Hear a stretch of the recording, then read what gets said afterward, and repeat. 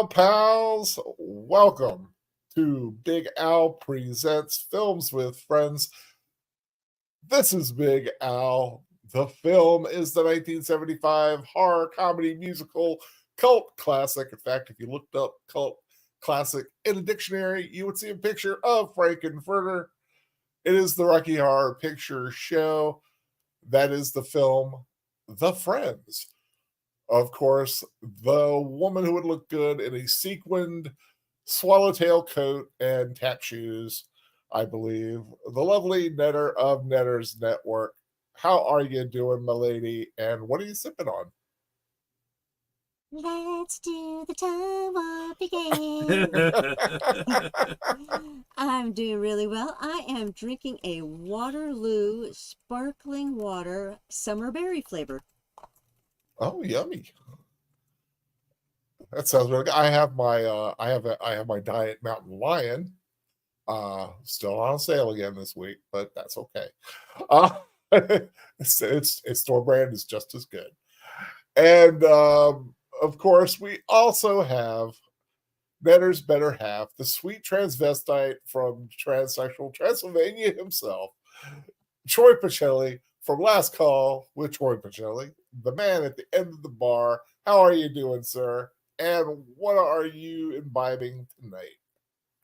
I'm doing great. Thank you so much. And if I'm going to follow that, I got to start with Michael Rainey was ill the day the earth stood still, but he told us where we stand. And Flash Gordon was there in silver underwear.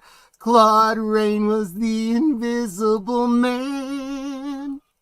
Thank you. Thank you. Well, I would have to I won't say, do that again tonight. I promise.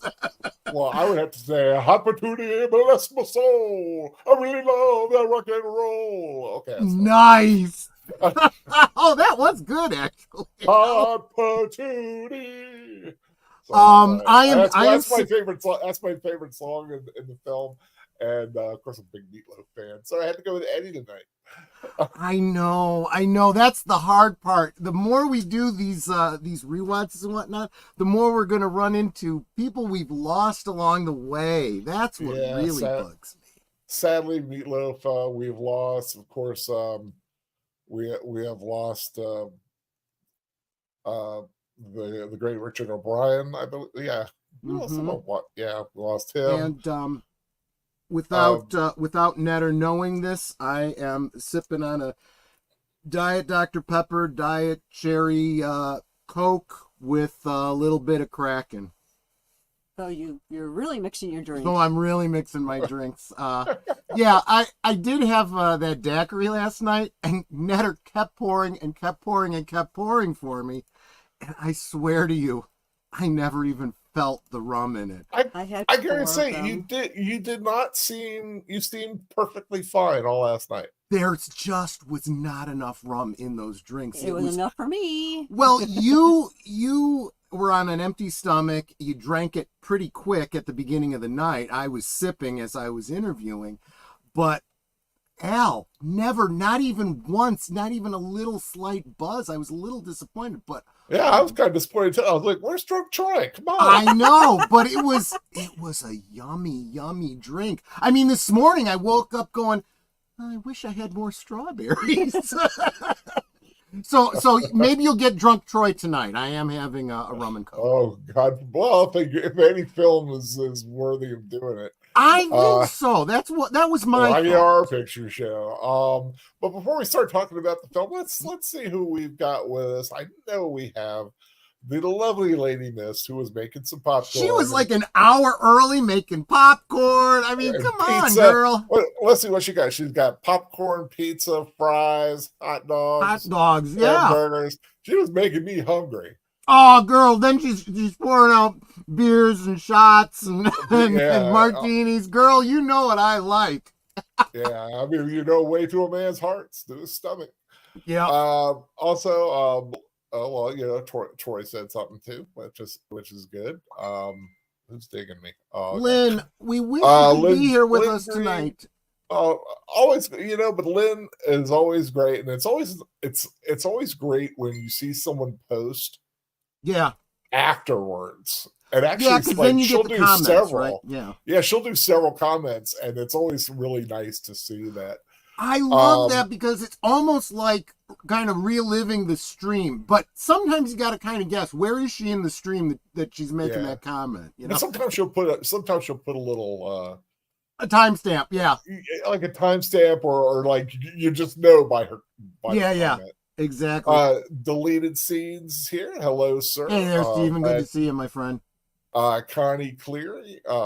Thank you, dear lady. Netters Network coming in saying hi to everybody. Hi. We've got Janelle Robinson.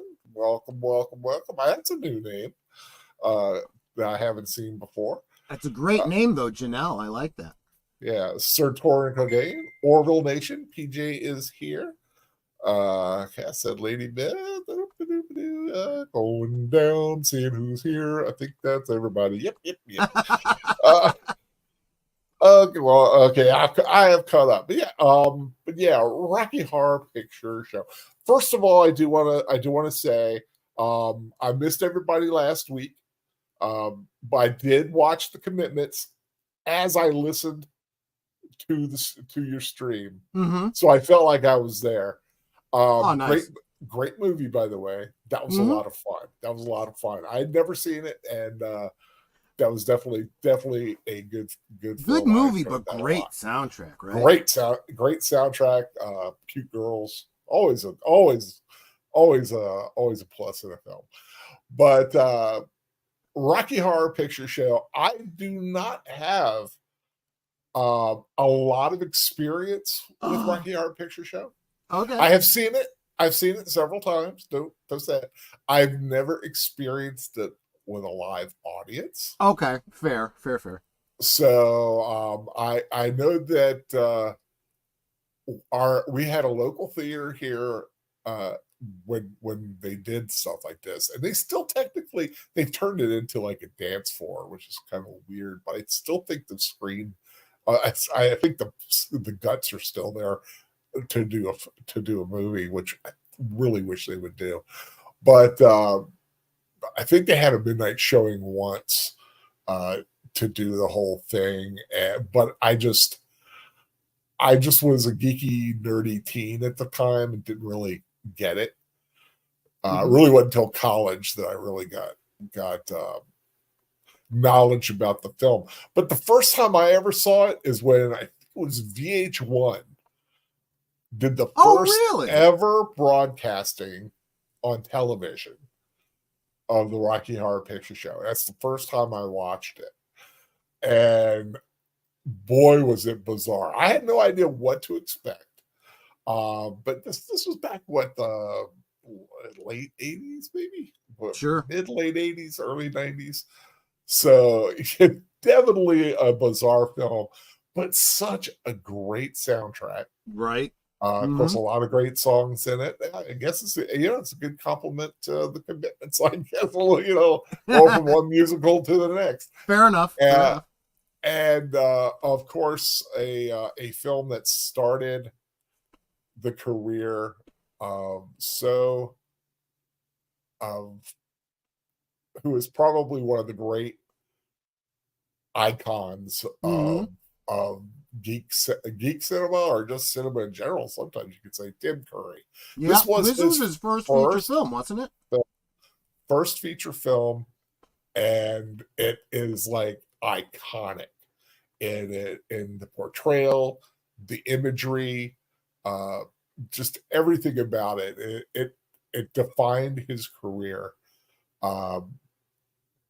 Much to, like a lot of people did not come out of this with the greatest of respect for the film. Like Susan Sarandon doesn't like talking about it, and I forget who else. Brian Bostwick. Yeah, I think he's kind of accepted it now. I think they've all kind of like grown into it. It's got to be hard to have a negative impression of a.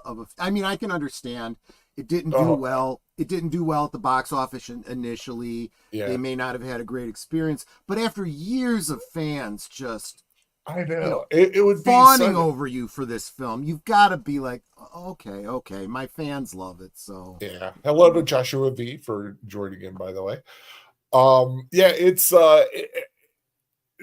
if you're an actor, yeah. it would be awesome to have that one film or role that just has outlasted everything. I think it has never left theaters in one way or another. It's always it still shows to this day somewhere. The midnight showings, during the weekend, people still get the toast, they get the toilet paper Yep. and a few other things, and then they go and they have a good old time. Um, so, but yeah, so I mean, I know the film. I never had that audience experience with it, Yeah. which is sad. How about you guys? Let's start with Netter because I know she's got.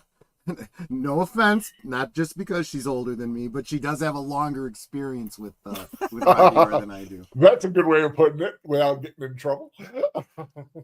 Yeah, I can still throw a can of water at She it. has the best. No. But this is actually where having a little age on me is a good thing because she was old enough to have that personal experience with it. So the first time I saw Rocky Horror was with my ex, and this is when we were dating. So we decided to go see it because somebody recommended it, and we knew it was going to be something quirky, that they like throw toast and stuff like that in the theater, and rice and all this stuff. So we were advised to make sure we had jackets on that had hoods so we wouldn't be getting food in our hair.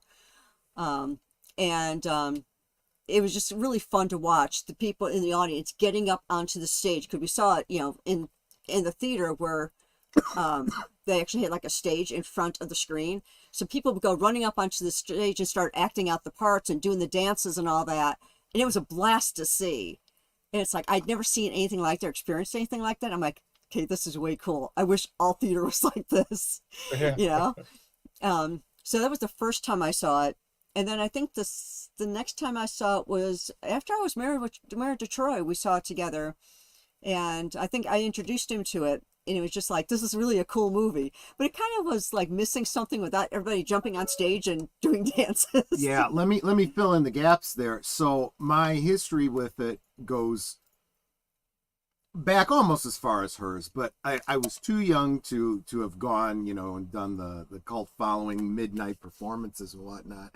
And it wasn't really until I was in high school in theater when there was a girl. She was 2 years behind me in high school, but she played my mom in the play, which was weird. Let's just say she looked very much like what's her name?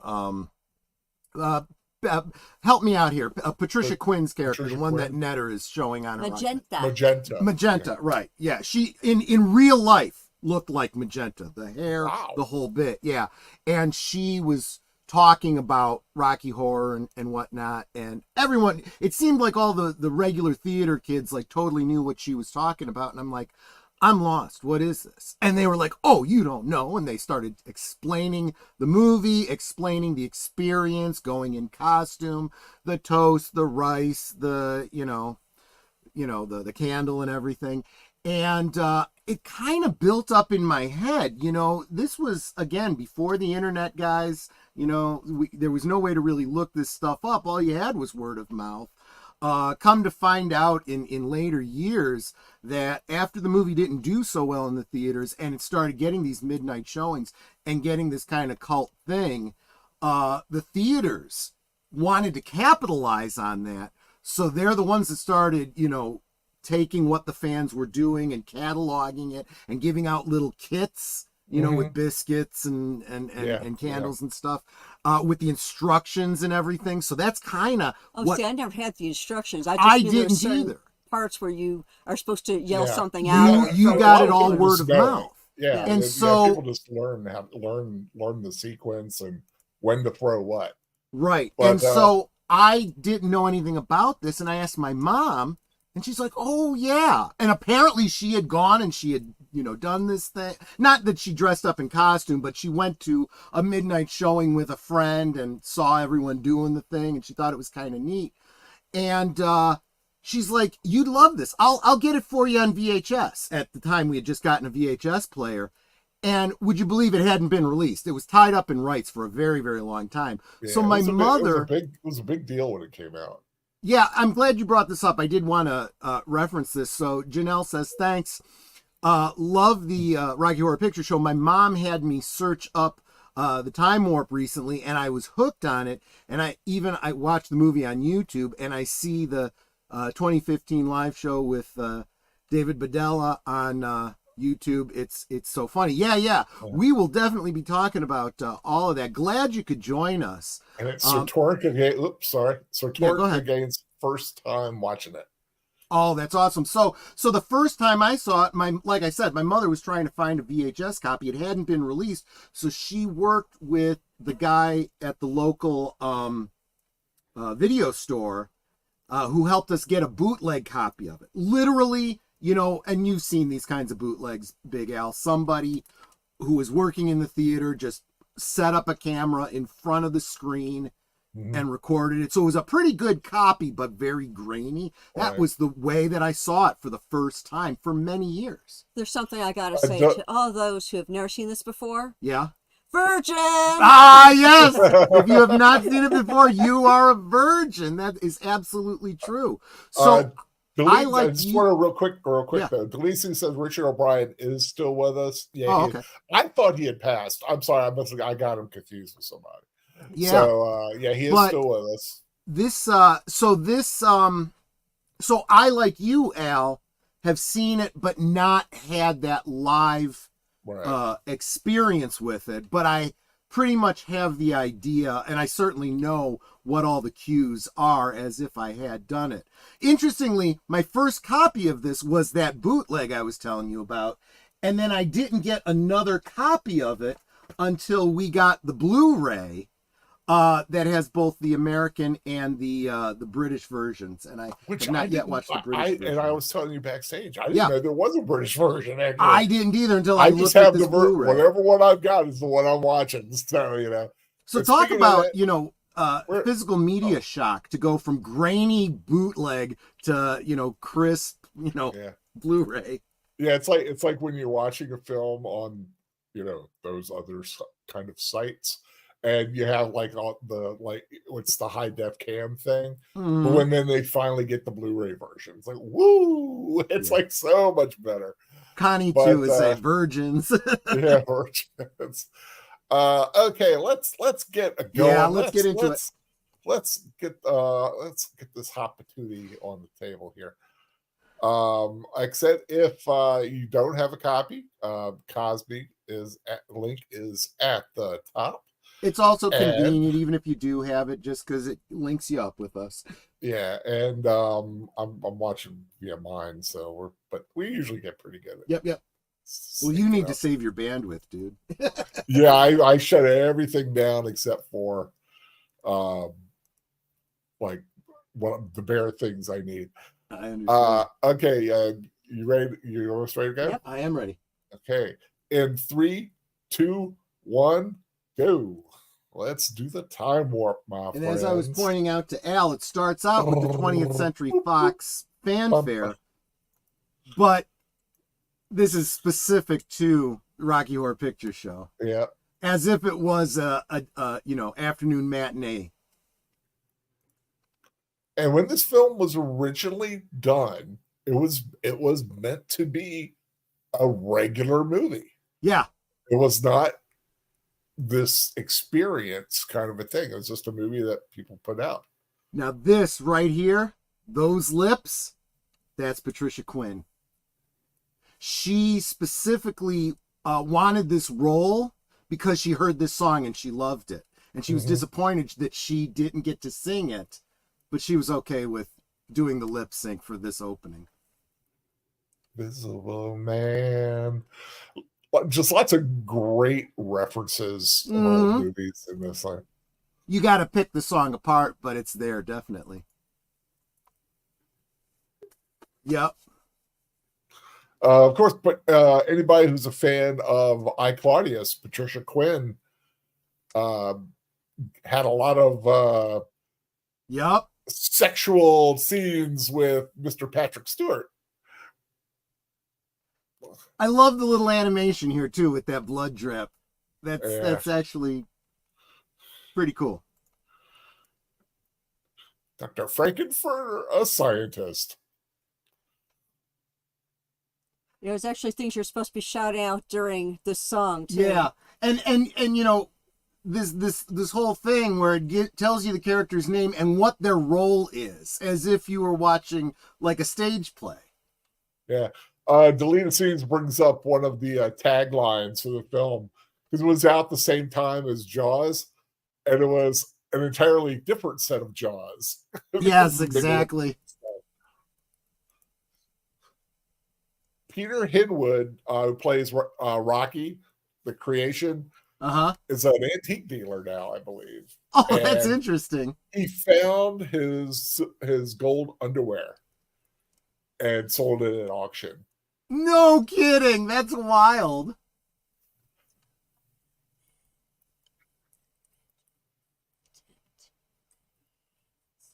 Yeah. A little lick. I love that. Yeah.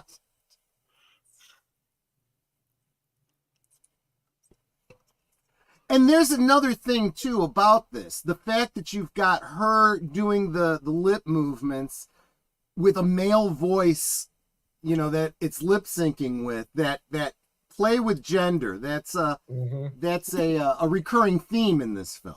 Oh, very much so. I mean, they're transvestite from transsexual Transylvania. Yeah, that's pretty well on the nose. This is foreshadowing. Yeah, right there.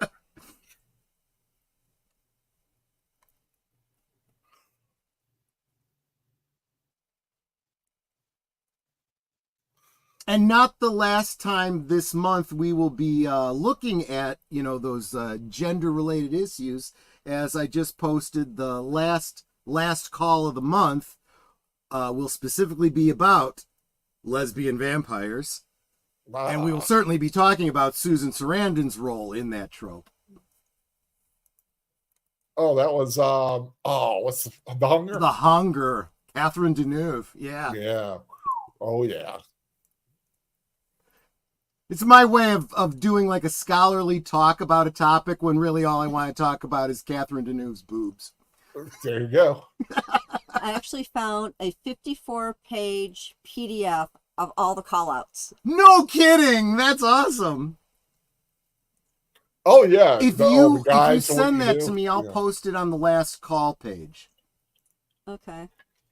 I'm trying to keep a balance between being able to hear you and Al and hearing the movie. So Do you have where you can change the volume of the movie like this here? Yeah, I can change one. Okay. Picture show. Hold on. So let me post it here on MeWe for you. I'm going to try and post it in the chat. You can post a link to it. There you go. Okay, I post the link to it in the chat. So if anyone else wants to call it out, wants to open it up. Kind of makes me wonder if she went to the dentist before this, just for make sure she had a good clean. I mean, yeah, they're perfect teeth. You gotta give her that. Now, am I the only one that gets kind of like shades of Night of the Living Dead from this opening? It's not overt, I don't think, but I'm wondering if it might have been intended.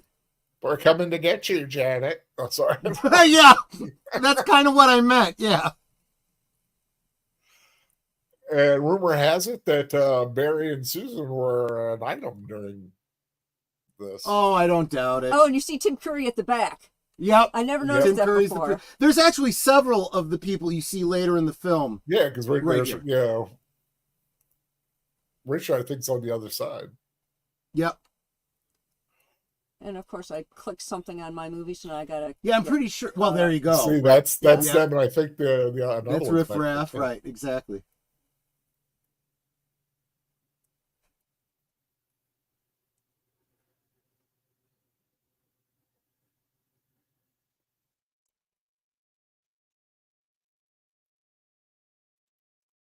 And this is an example of clunky dialogue that is intentionally clunky, you know? Mm-hmm.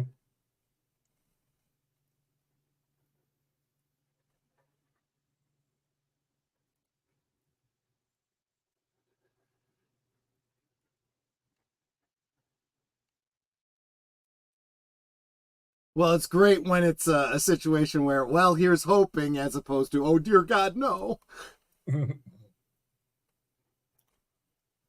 Wait till tonight.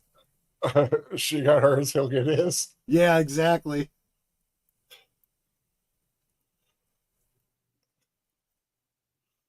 Yeah, it's been a while since I've watched it, so like picking up the little things is always. Let's see, like Patricia Quinn's back there too, as the old lady. Yep.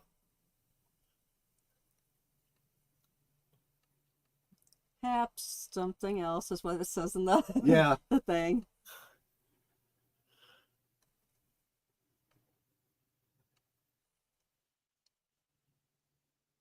Yeah, I look at Barry Bostwick, and one of these days we're gonna have to watch Megaforce. Oh, I'm with you on that. Absolutely. And you know why you always cry at weddings. Either it's because it's so beautiful or it's so horrific. Just depends on the couple.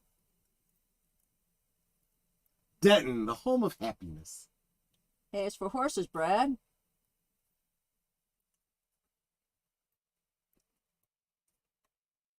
Spit Sing it out. It's a musical.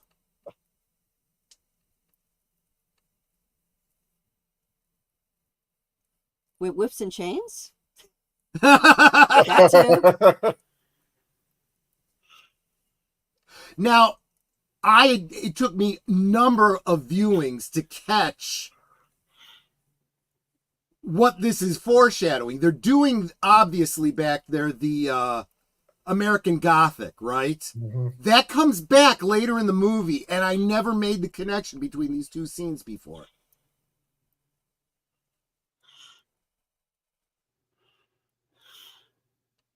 Wait a minute, Barry wasn't always gray haired? Right, exactly.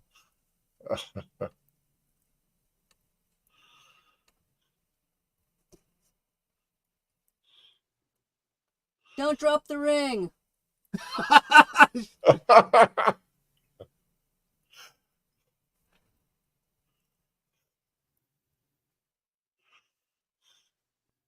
Which he does. Yep. I wonder if dropping the ring too is a bit of foreshadowing.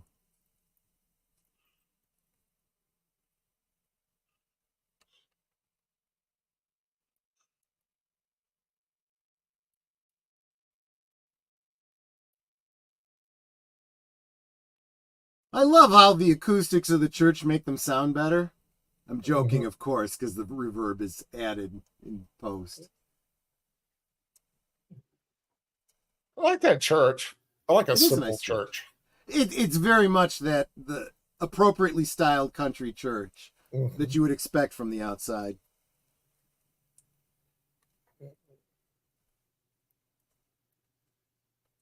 Now, there's also a bit of a joke here too, that if you've ever, been involved in a church, well, we just finished the wedding, everybody out, got to get ready for the funeral right afterwards.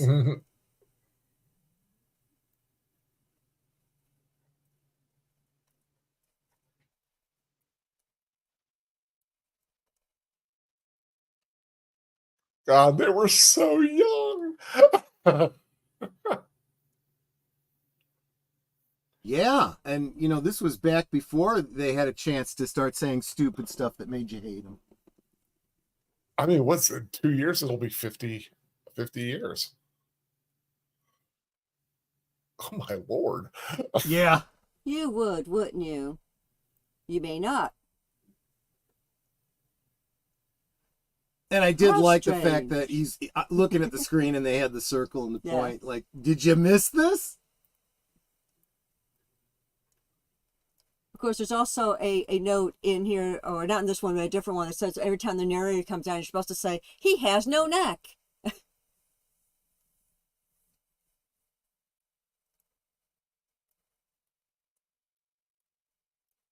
And it makes you think, like, how did that came up organically? It had to become a thing, where someone said it, people found it funny, and then they just kept saying it.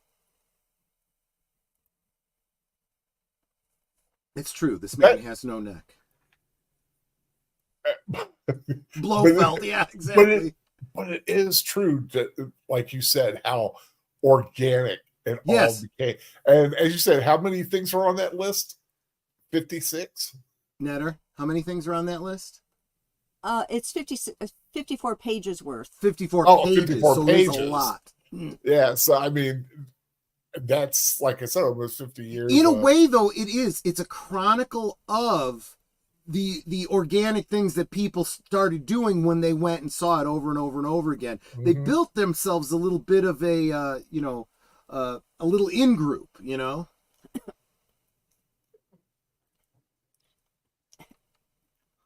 Yeah, it was like originally meant to be like a silly plain dealer, like a silly little prank to everybody else in the theater. Kind of has turned into a grand, crowd tradition. I had a hard time, Connie. What was that? Something about Ohio utilities?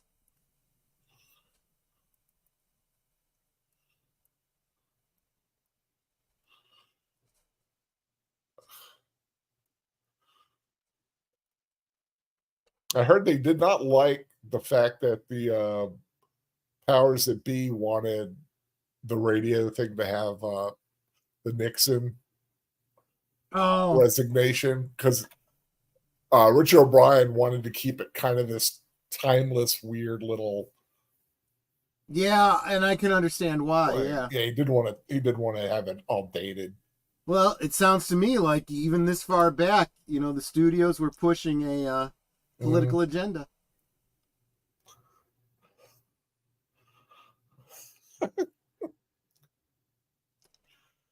It's not the entire script either. It's just the main one, or the main things.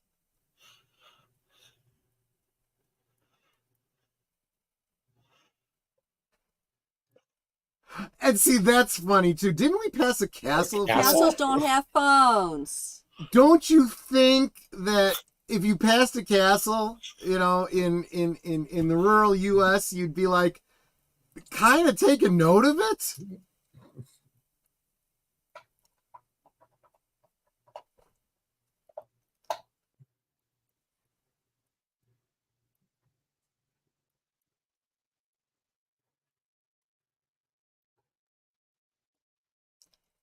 Buy an umbrella. Actually, this is probably my favorite song in the soundtrack.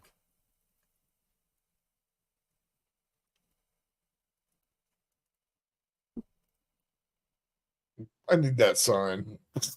Enter at your own risk, yeah.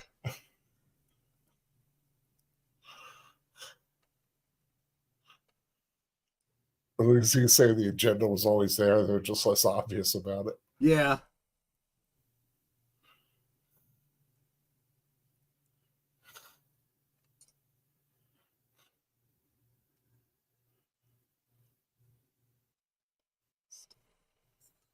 Between this movie and The Hunger, I wanted to really like Susan Sarandon. Sing it, Brad. It's a duet. Yeah.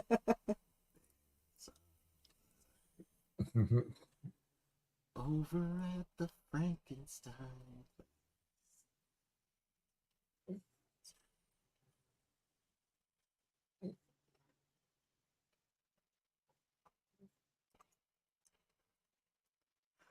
I do like the sound mixing here. It's not like that on the soundtrack, so you get this idea that there's people in the house singing their parts and they can't hear it,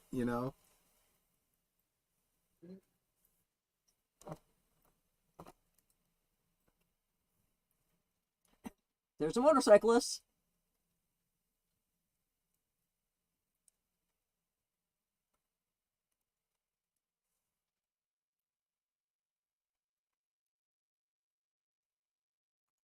I'm doing my best not to sing along, folks, for your sake.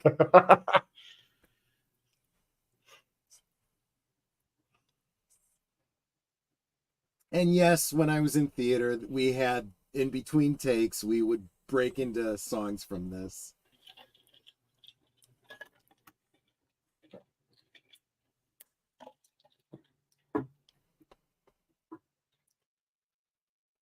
And something a lot of people don't really acknowledge or talk about is this has a great design Yes, in the absolutely. film. I mean, the castle and the way they do a lot of the shots in here. And there's this, okay, now here's an awesome symbolism, right? Think about the song. There's a light in the window, right?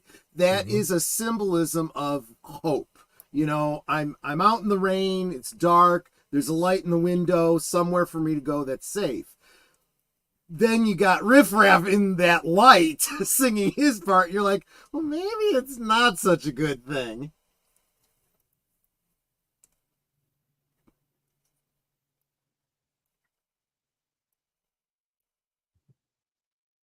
Well, You I know, have we to don't say, need you, dude. We're already here narrating.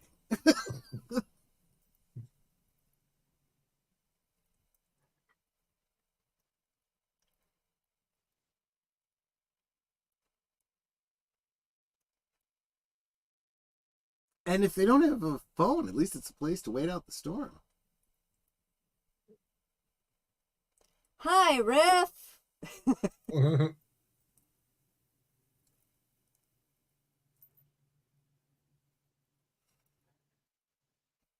You know what I like about Riff Raff? His hairline. I respect it. Sir Doran says I used to do that.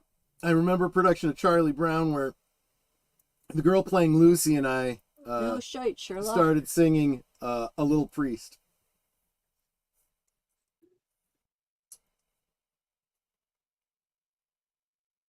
Yeah, I kind of figured at rehearsal, thanks. Oh, hi, Evelyn. Welcome, welcome.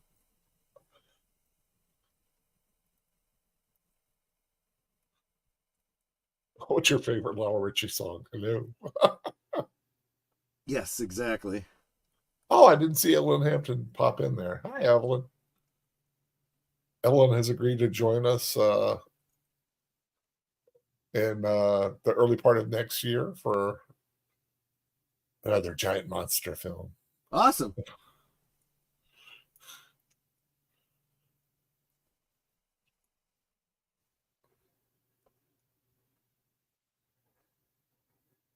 Yeah, I feel like that was a missed opportunity. Please walk this way, and they could have like stumbled along like him. A rather special night. I got to give them credit for having the people that originated the roles on stage actually Uh-huh. be in the film. Yeah,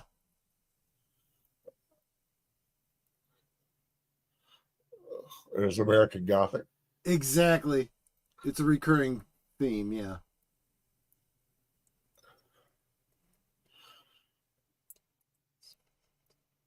And that's a real skeleton. Yeah, there's a lot of films actually that use real skeletons simply Mm-hmm. because they were so much cheaper to get. Poltergeist, for example.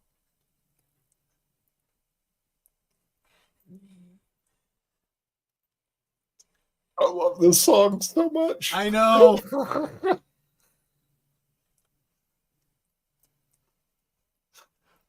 I also kind of wonder about the artifacts that I see around, like that taxidermied leopard.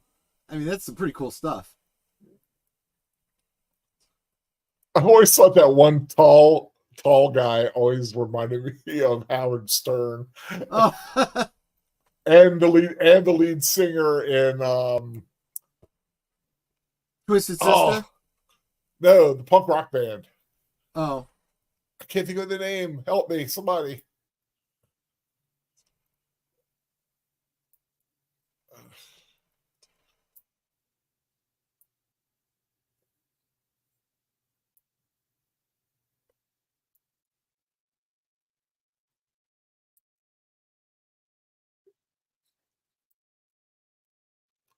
Not at all. wow. It is a good tune, yeah. It's a great ensemble tune. This is one you do with friends, you know? Mm-hmm. This is, I think every karaoke place I've ever been to, you get a bunch of drunk friends up on stage singing this. It's awesome. I remember It's a great little one dance year number. at Borders, we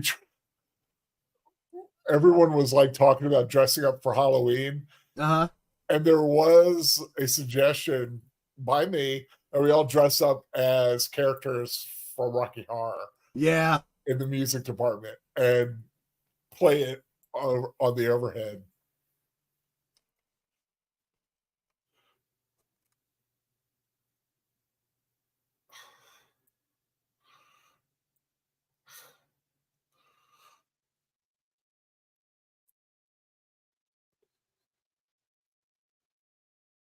And, like I said, in high school, this was my first experience with this. I was kind of going through my redhead phase back then. That's a good thing you settled on blondes. Yeah. I grew up.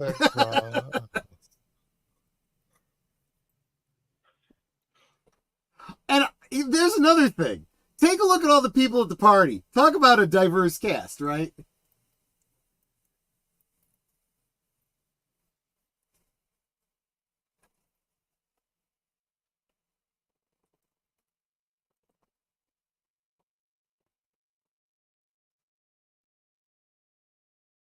Now, personally, if I was the sound mixer on this, I would have tried getting the actual sound of her tapping, because that was a little off.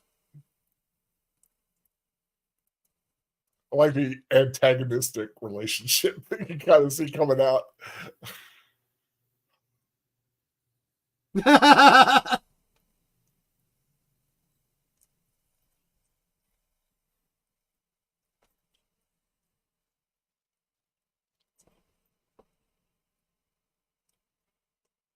And when you see the narrator doing it, you kind of realize, yeah, this looks like fun. Yeah.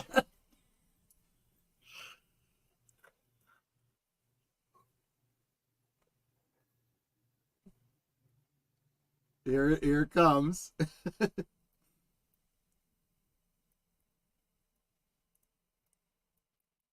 Say, do any of you guys know how to medicine?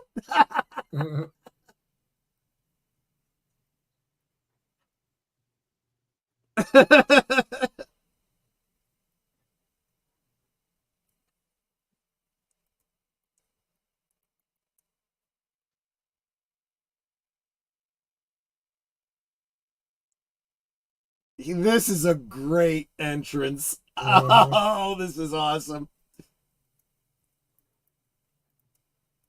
They may do some more. Folk dancing.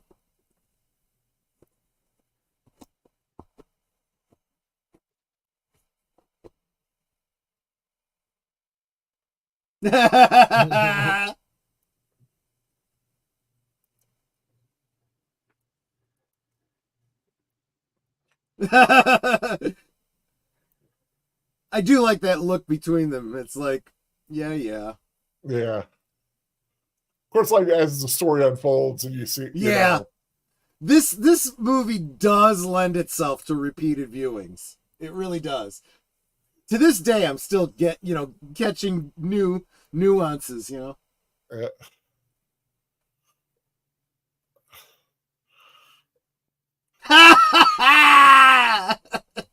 I mean, you got to have balls to wear You that do. outfit, man. You have to have balls, and you have to tuck them. And you have to keep them tight.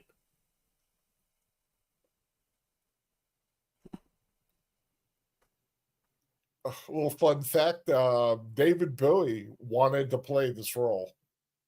I could totally see that. Oh yeah. Feels like a missed opportunity. But Then let's we would have face it. had Tim Curry. Exactly. You're right.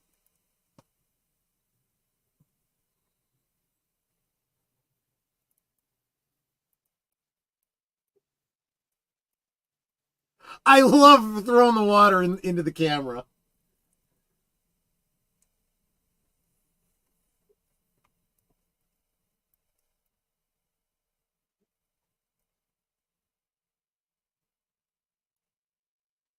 A satanic mechanic.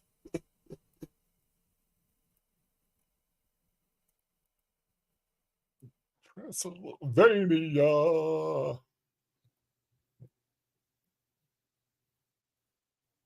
Love the shoes. Yeah, Janelle Robinson and Frankenfurter, the moment I saw him, I instantly fell in love.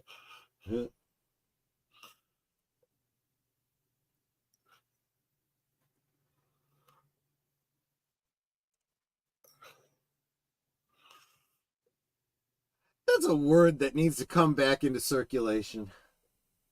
Transvestite? Mm-hmm. Yeah.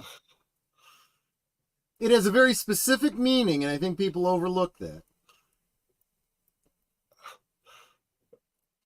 Yeah, and yeah, it has no sexual connotation. Mm-hmm. Just like wearing certain things. I like looking pretty.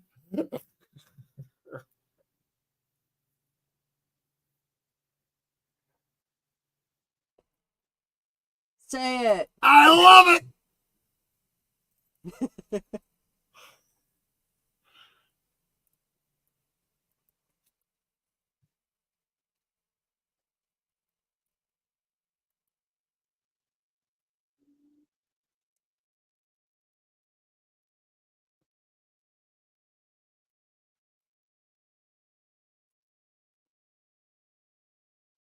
I mean, I do get the creep factor. There's no doubt about that, but it does seem like a fun place.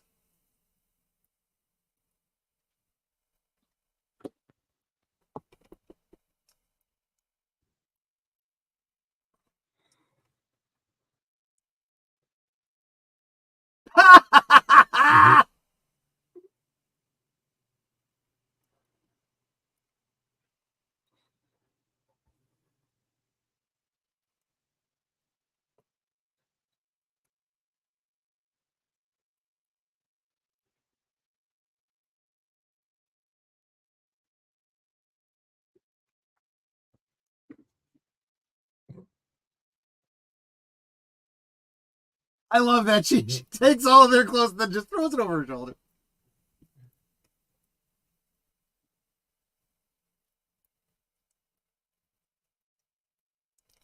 That looks like Clicquot champagne. I could tell from the label. It's effing Cristal. Anything else is just piss. Just free to you people.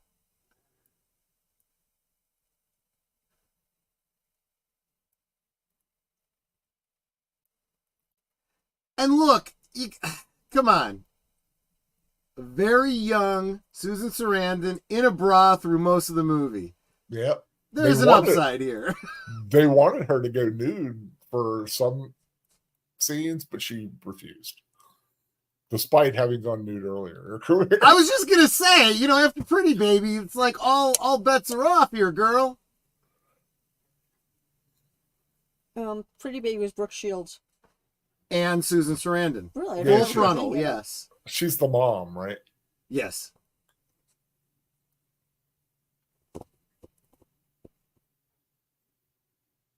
Yeah, you watch Pretty Baby for Susan Sarandon. If you're watching it for Brooke Shields, there's something wrong. Well, Brad seems to be pretty well built.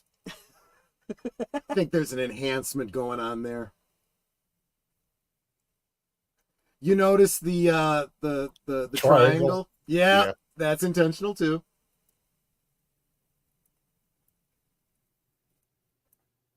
Vice.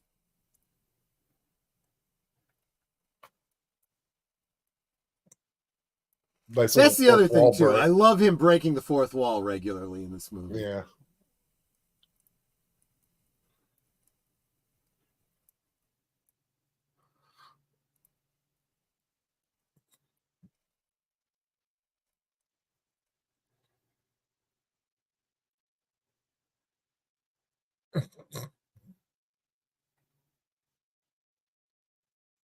I mean, yeah, he is kind of overreacting.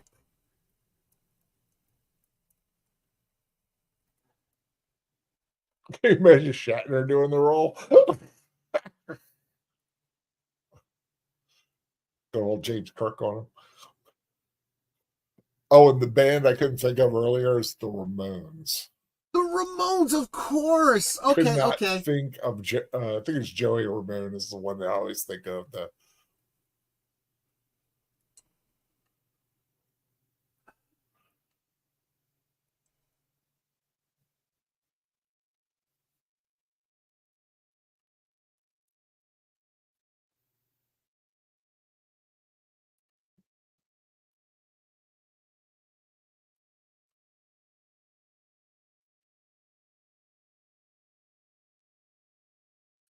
See, at least they mask up. They're not really social distancing, but they are masked. Okay, Janelle, thanks so much for stopping by. Glad you could join us as long as you did. I'm sure you have your own copy, so, if you want to follow along with our commentary some other time at your leisure, the you stream got your will own be there. copy. You can always do the time warp. Yep.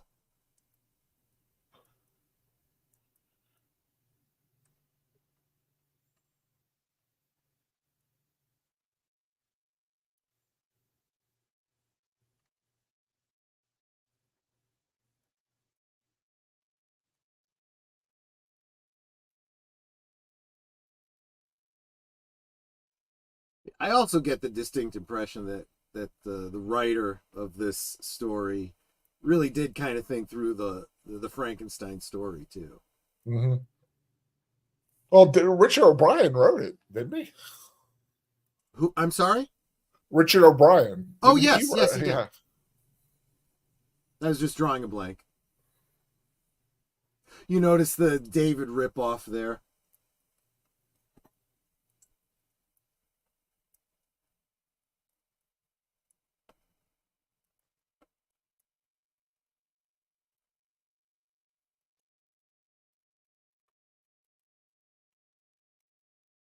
And of course, the statue's fingernails are painted.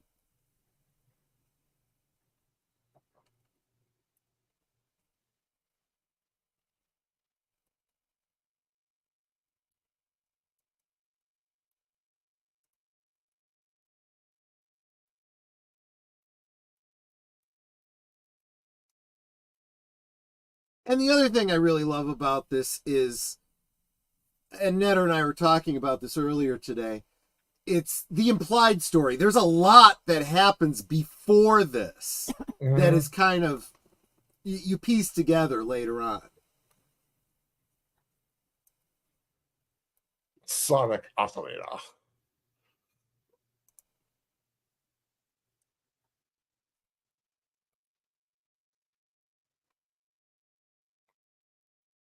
So the lighting ends up working kind of like a rock opera, but you still have that sci-fi horror kind of element to it. Mm-hmm.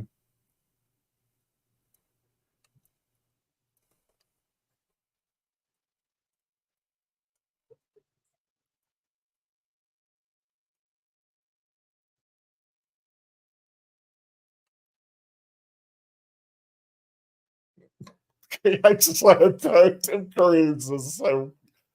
Oh, what I'll a tell gift you, he it's is. a He is strong such a performance for his gift. first film. I know. Tim Curry? Yeah. Well, it was also a risky performance because he could have been typecast this way. Well, and interestingly, he was so the opposite because every role he's played has been so different.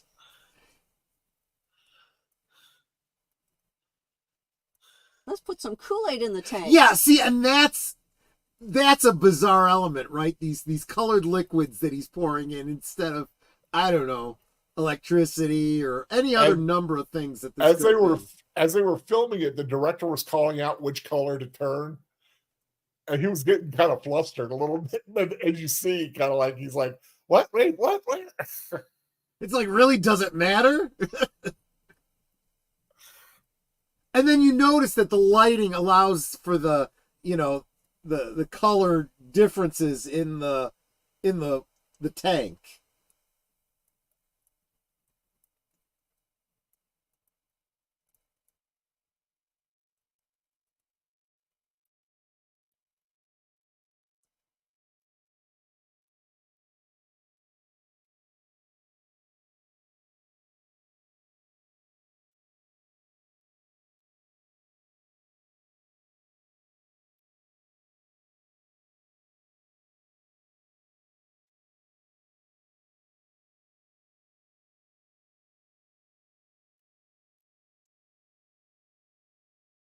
He's just born and he can sing. Yeah.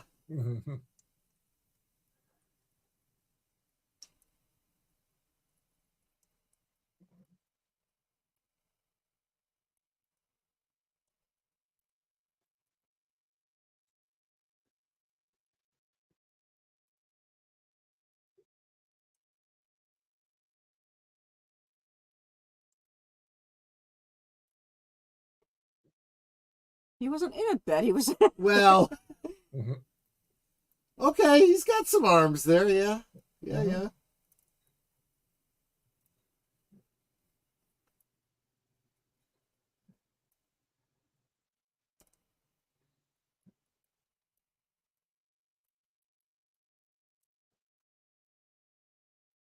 It's like, can we just let him have an opportunity to get his legs under him first before you're jumping on him?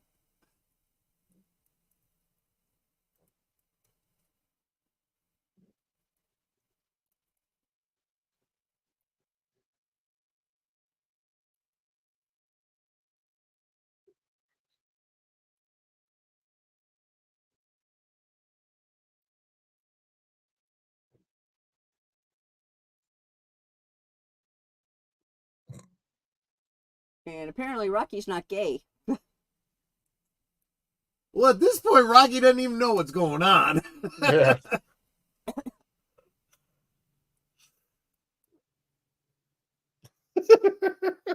He's like, get this guy away from me. And this is a pretty wild set. It's like, was this built or was this some pre-existing place they repurposed? Because that's wild.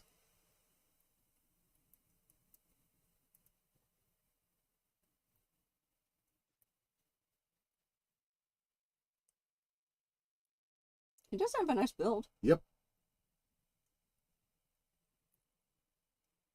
Well, they kind of made him like that Aryan perfection. Yeah, exactly.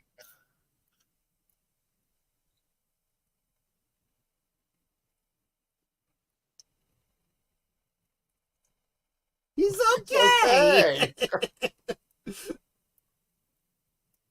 Okay.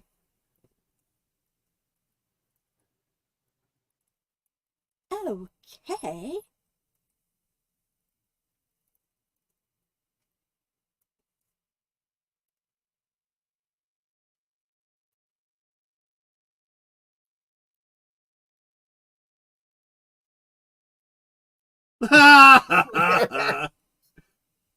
Bubble. Shaking for you.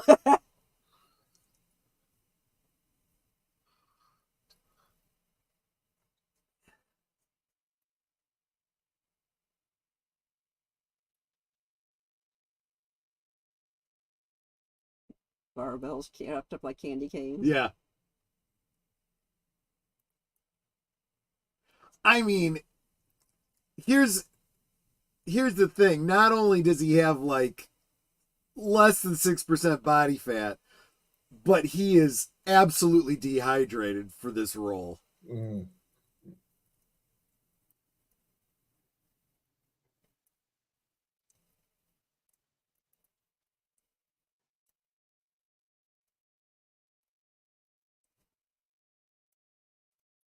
He's like, toys.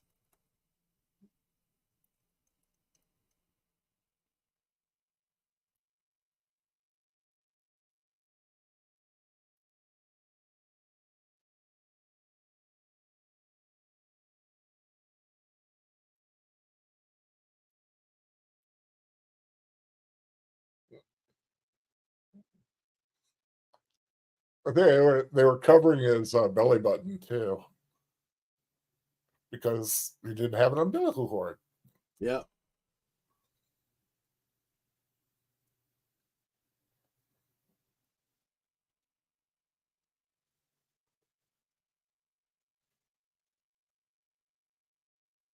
Seven days. I will make you a man. I mean, I don't know. I think you already made him a man. Yeah. That's not quite what he means, dear. Yeah, yeah, I know.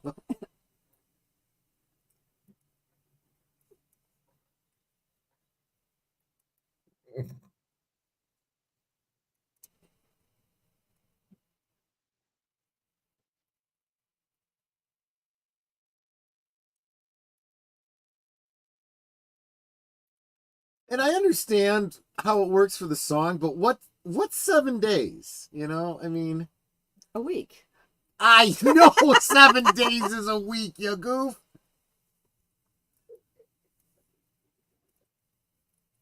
But true fitness takes a lifetime.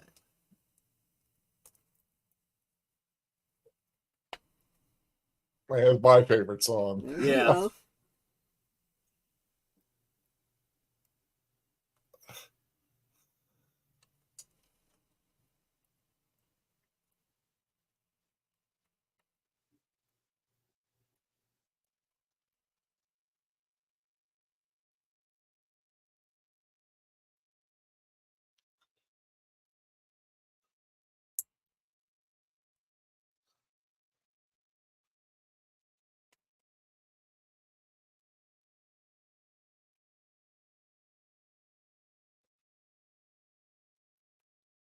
It's like Columbia, your boyfriend's here.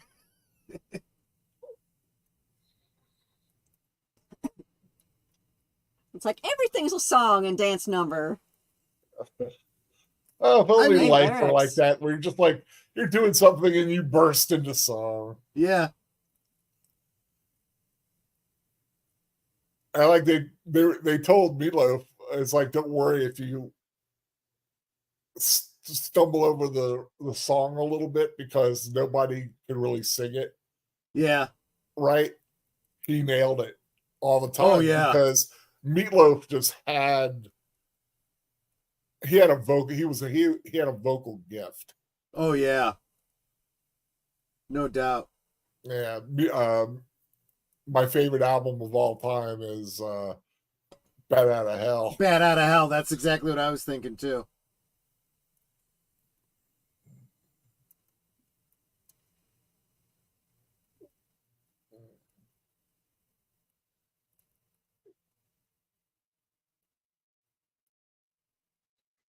Uh-oh. Yeah, he's getting jealous now.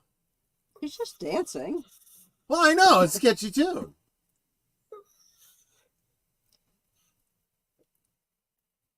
But Rocky's enjoying it. You can't have that. Yeah, yeah,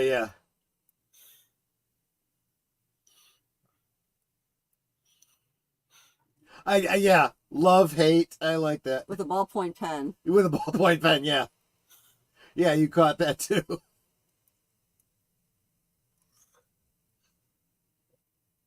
I like it for the close-up shots like that. Uh-huh. Meatloaf couldn't do the motorcycle, so they had him in a wheelchair. pushing him around. Oh, interesting. That's not him riding it. Let me tell you, Right. even if you know how to ride a motorcycle, riding it slow under those conditions is Right. not easy. I mean, he had the big, but like for the shots, they had to do it. They had to do it different because of Exactly. I can understand that.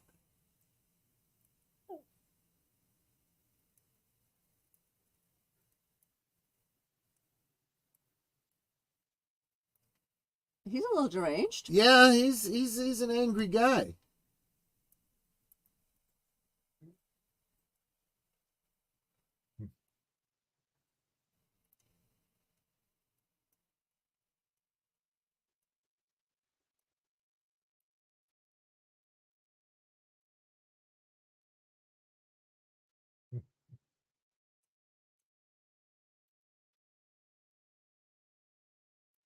Well, poor Eddie. Yeah. We barely got to know you.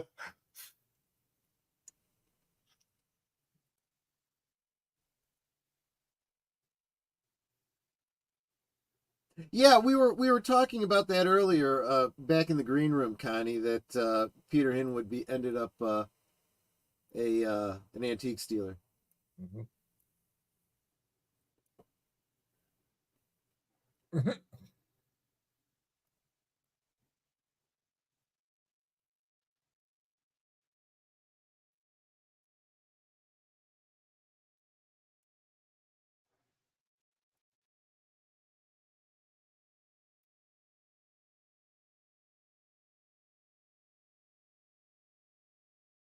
I mean, in fairness, too. I mean, between this movie and Legend, he pretty well bulked up too. Mm-hmm.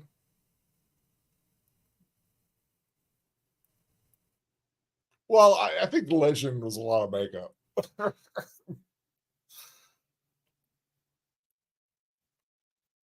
A lot of that was him, though.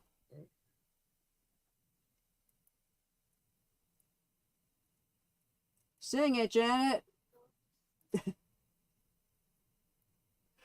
You catch that is a very narrative point there. It's the reversal, right? Because earlier on in the film you had Brad kind of getting into the song and her being bothered by it. Now she's getting into it and he's like, you know.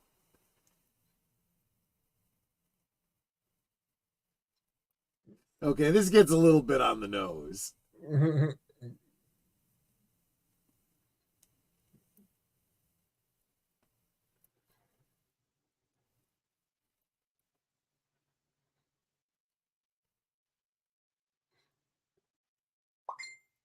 But it's like Rocky doesn't like bend his legs when he walks. You know, like a normal person, he kind of shuffles. Right.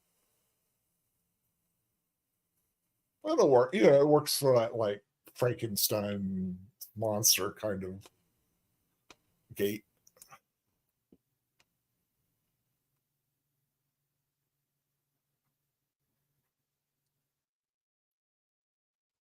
There's always a however. Yep.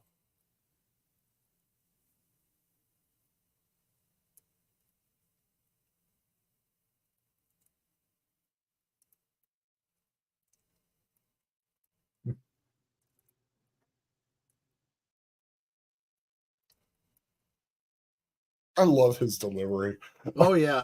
It's so wonderful. Well, and keeping in mind too that his performance is completely separate from everybody else's. Mm-hmm.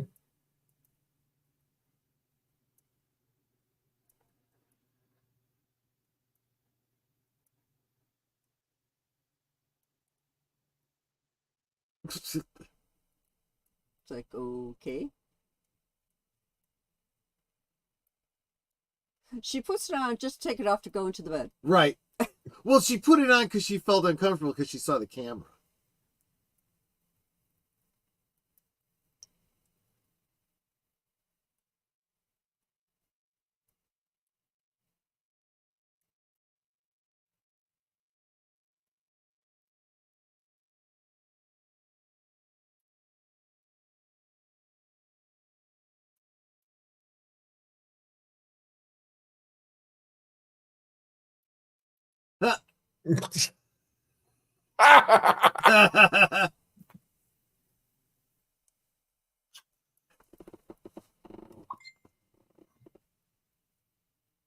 Why do you think I should?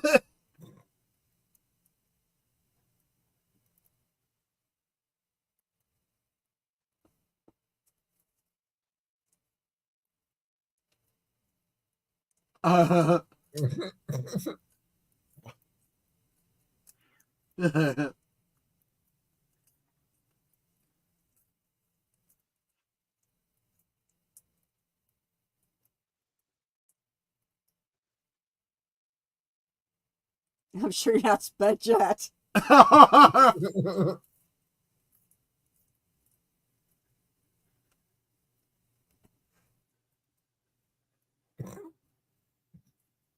That was easy.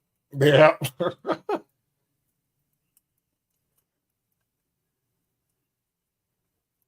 So, even if you've never seen this movie before, at this point you're like, these two know what's going on. They're keyed in more than anybody. Mm-hmm.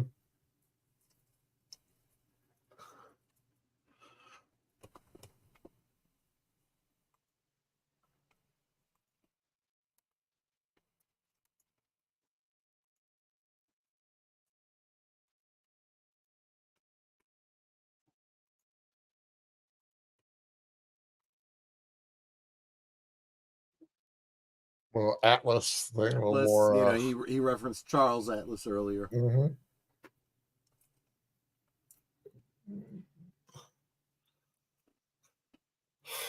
Throwback to the original. Yeah, the Frankenstein reference here with the flames. He's afraid of fire.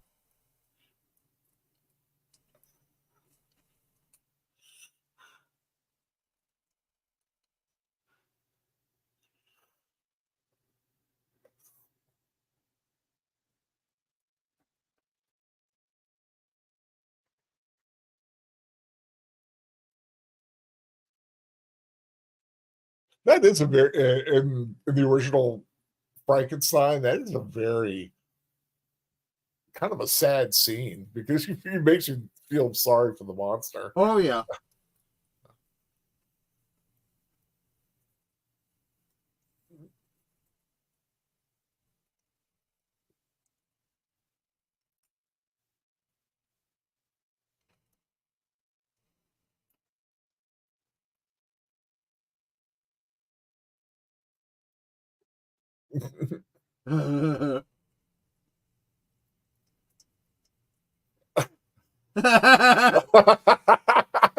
Who'd you expect? It's such a. I love that so much. So just silly.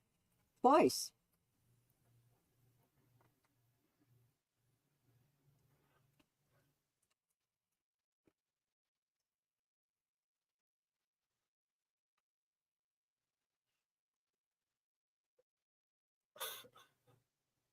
I just love the repeated dialogue. It's so Right. great.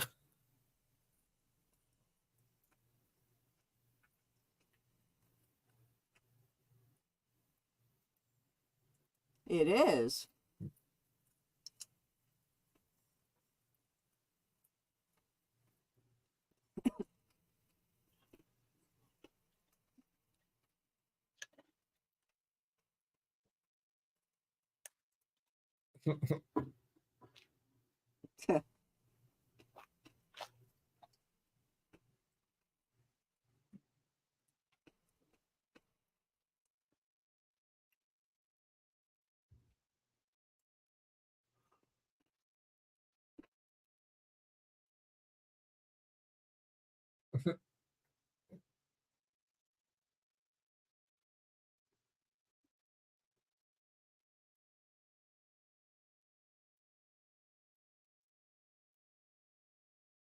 Well, that was definitely a fake cheer. Right.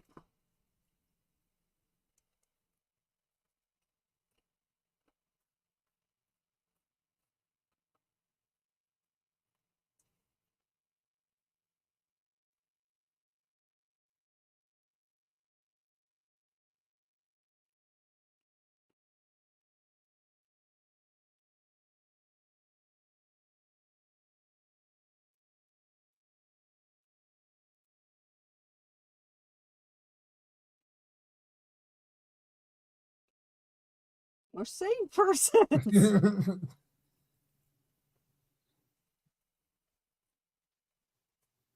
I bet the stage play has got to be hysterically fun to do.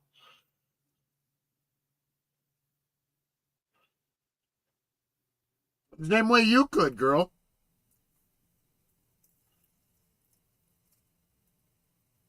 That's good for the goose. Good for the gander.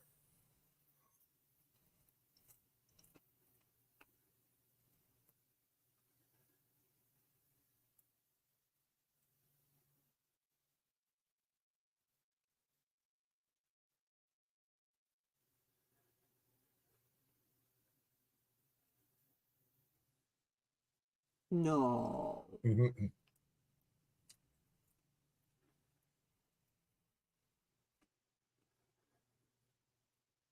Okay, she doesn't tie it. She just puts a piece of cloth Right. over his hand. Exactly.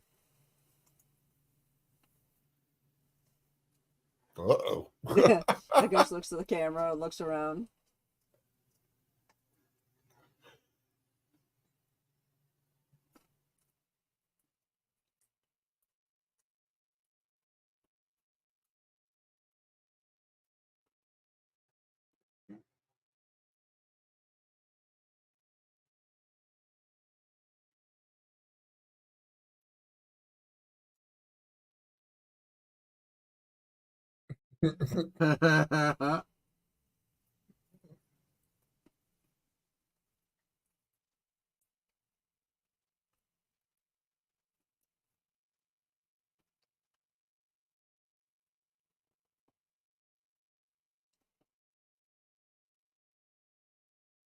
Yep.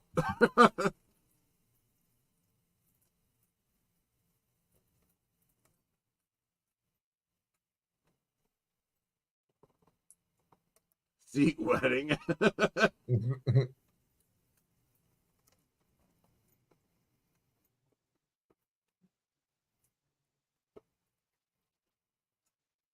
More.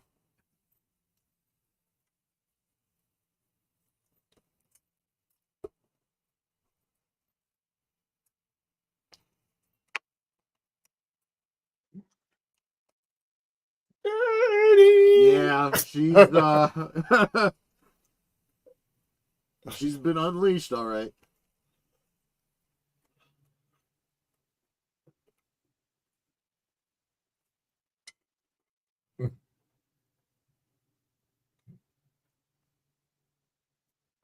So much for not liking too many muscles.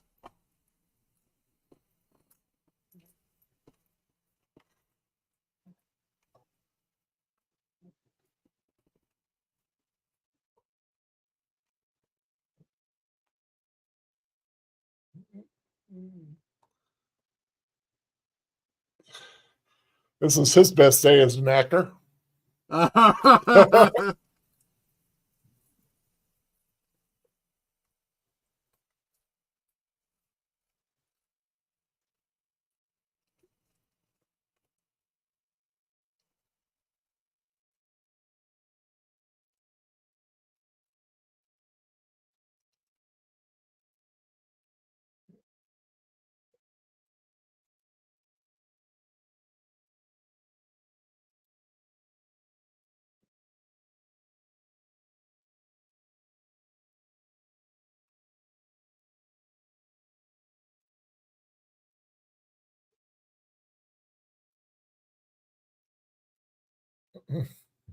Wow.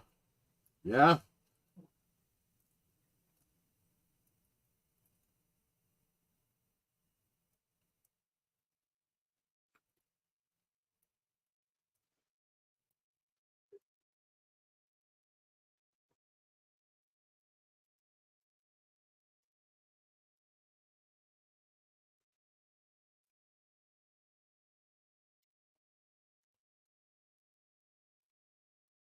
He caught him with one of those I would whips. imagine. Yeah. Yeah, I was reading about it. He was striking the floor in front of him, but one of them did get away from him, and they kept it in.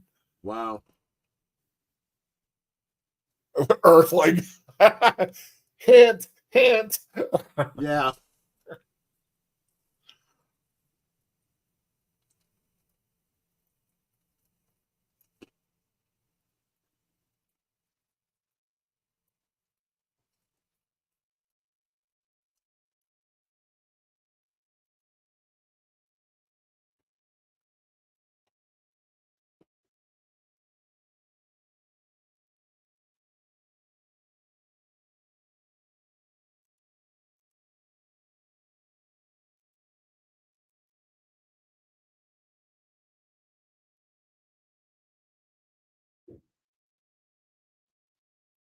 Like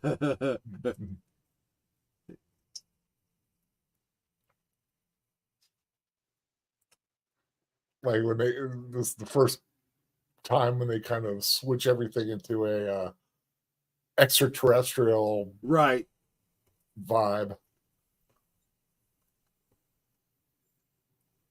Which It's like takes you from the horror to the to sci-fi, the sci-fi. Yeah. therefore justifying the double feature concept, right? Double feature picture show.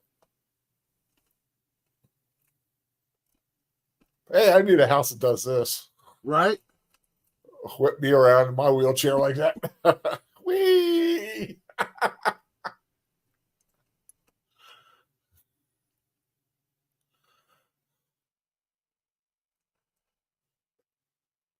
Yeah, Right, it's the it's stuck. Klingon ambassador.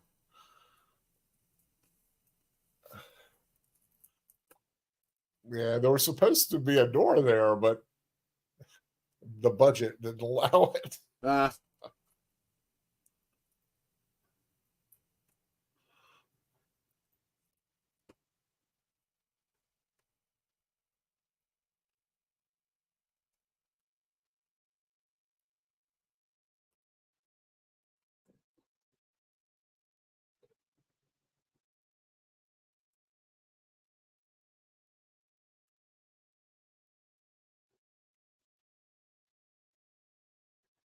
Who died and made you the director? Deleted scenes. The feds. What could possibly go wrong?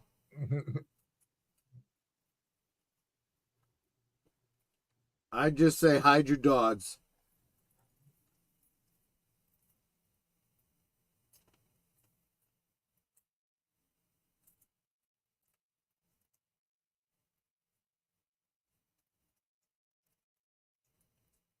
Happen to have been your nephew.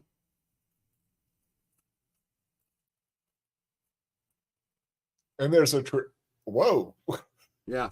And there's a tradition of whoever does Eddie also plays Scott. Oh. Hence the physical thing. And Meatloaf wanted to play this, but Yeah. they went another way.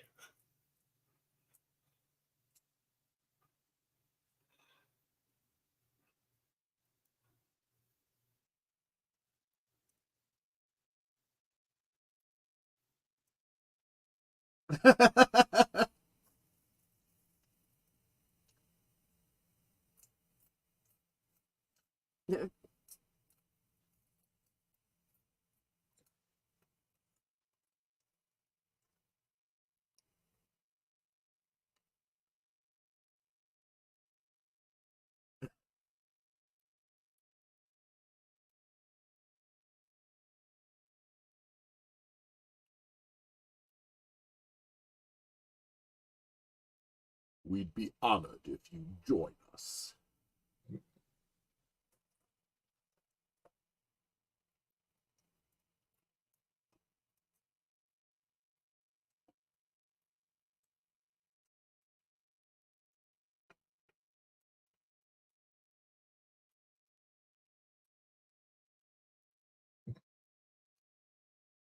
An electric carver. And The way she holds it up. Yeah. Like 2 Yeah. fingers.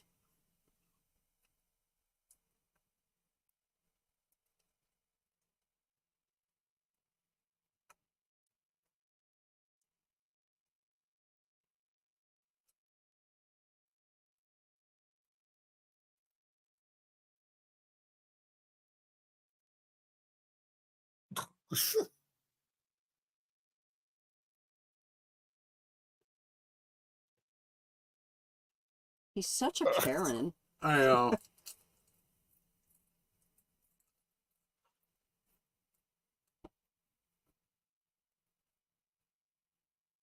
man, I'm hungry.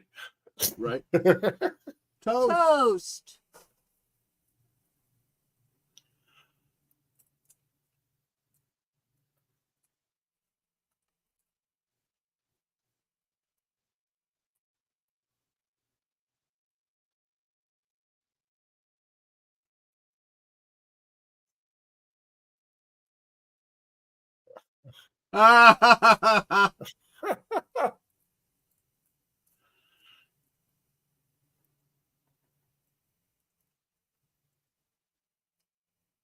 He just throws the meat on the plates.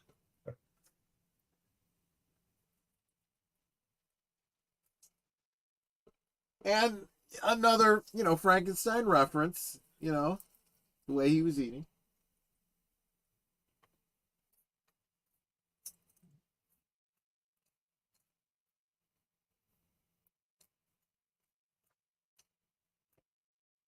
Oh no. The tender subject.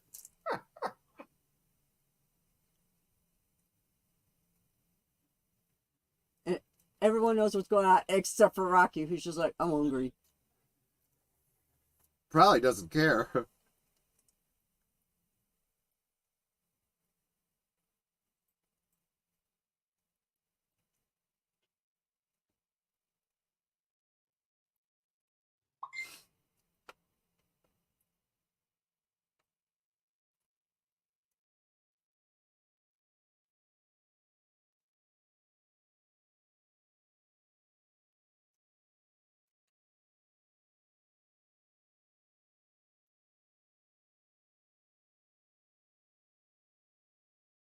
With a capital T.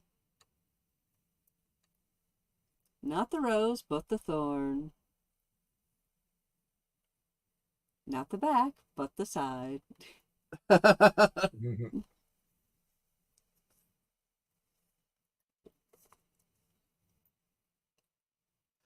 And there was no doubt that that was a turkey they were carving. So, Yeah. what the heck?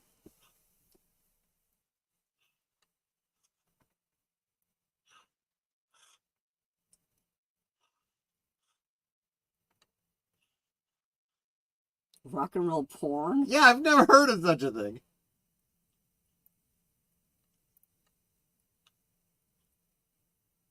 Gay punk. Well, he never took me.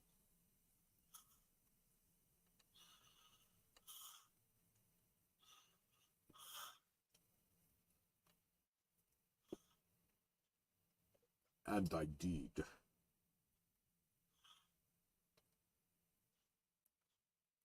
Very nearly loved him.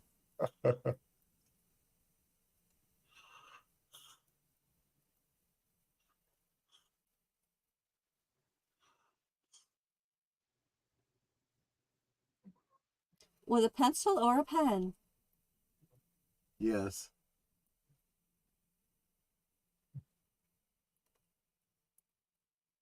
What's it say? What's it say?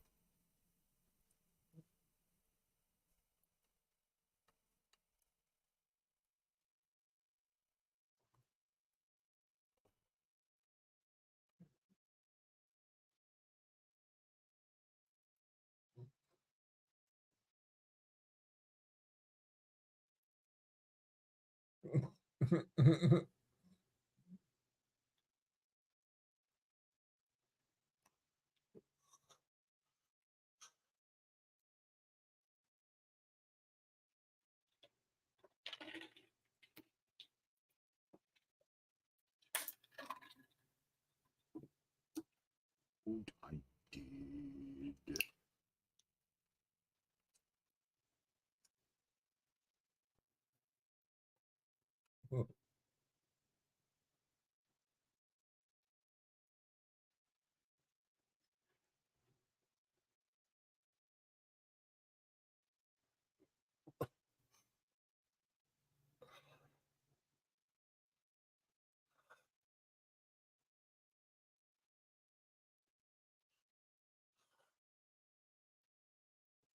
Here we go.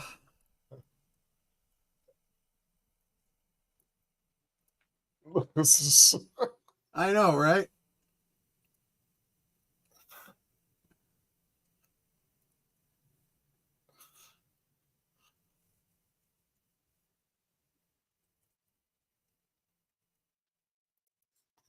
this is a woman's pie. Yeah.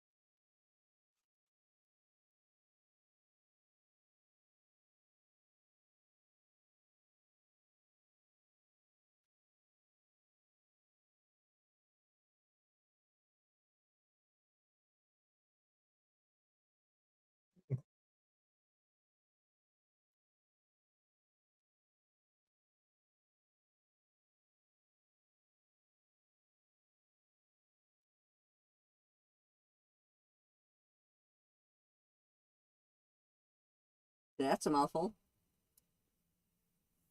Techno babble at its best. Yep.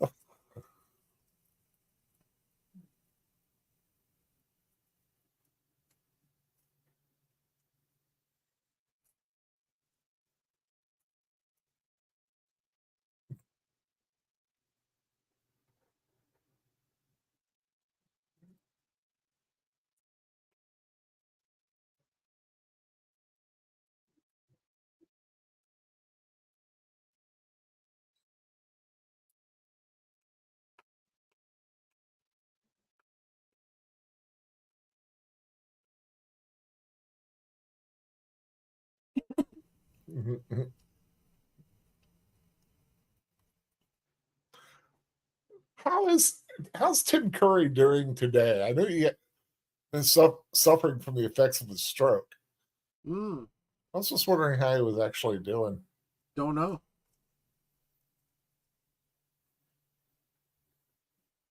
Whoa. Uh-huh.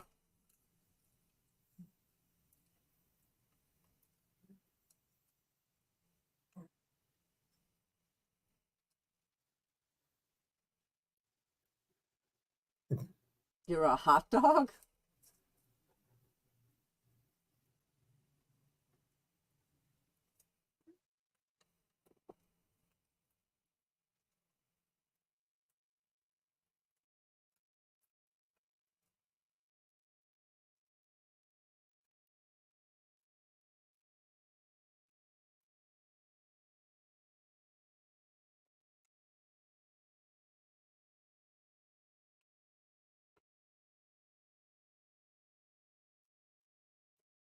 Yeah, they just showed something that they didn't intend to show. When she pulled on her pajama top, her nipple slipped out. Oh.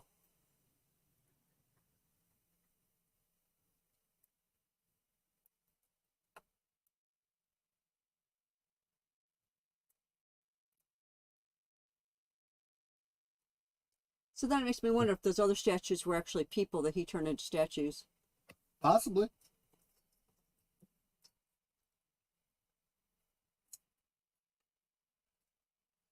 It could be you, Doc.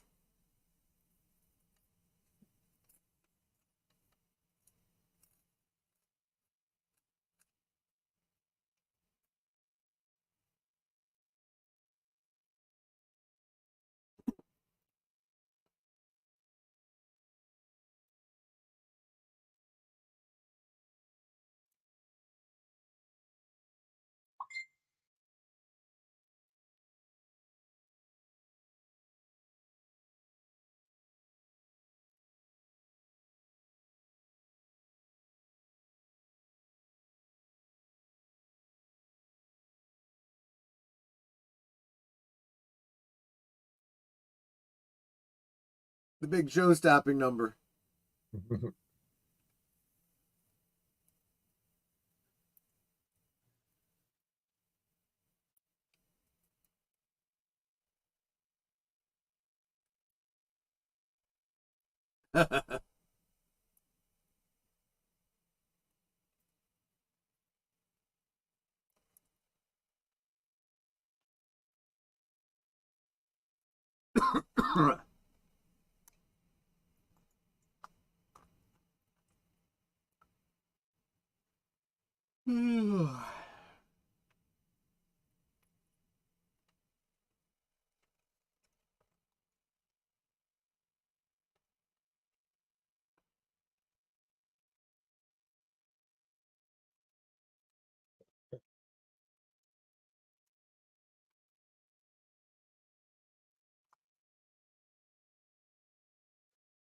Worst alien invasion ever. That's like Connie's like, you think?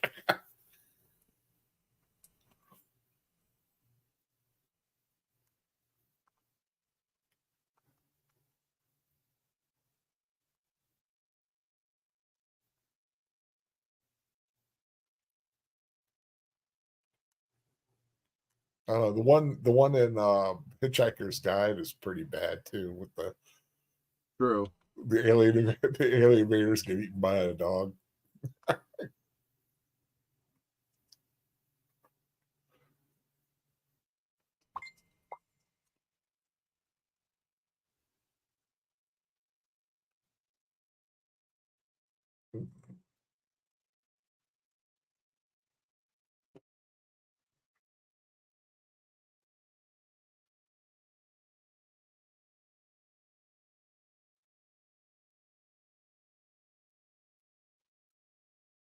D Medusa.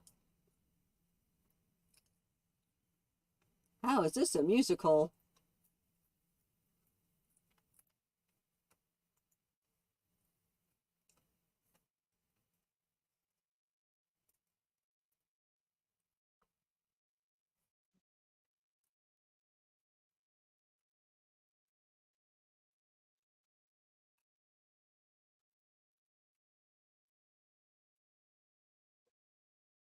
Little Nell.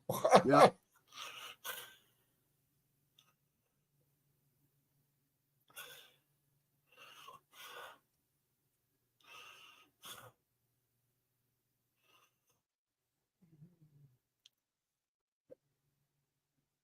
It does make you wonder what the normal average audience member walks into this in Dayton, Ohio, Yeah. and starts watching this and what they made of Like, it. what is going on It's like, here? what am I watching?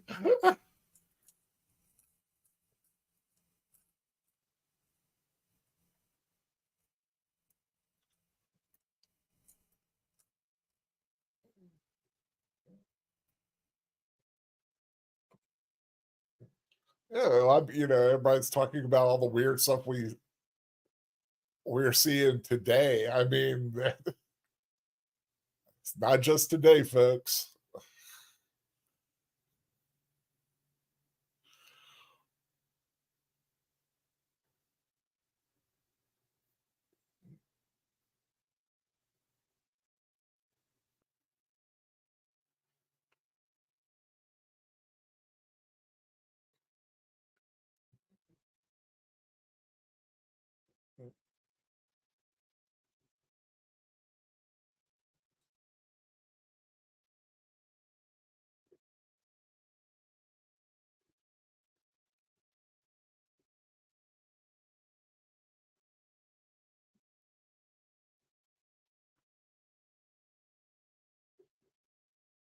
Well, alrighty then.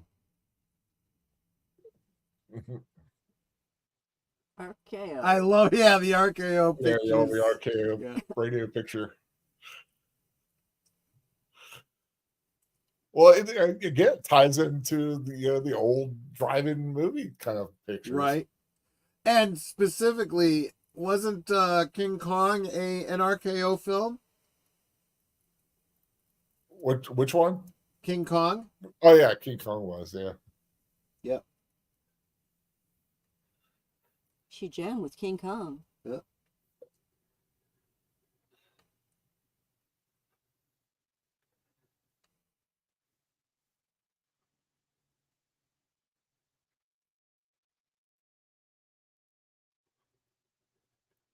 Why?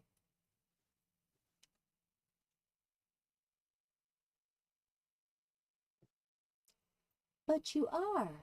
Now.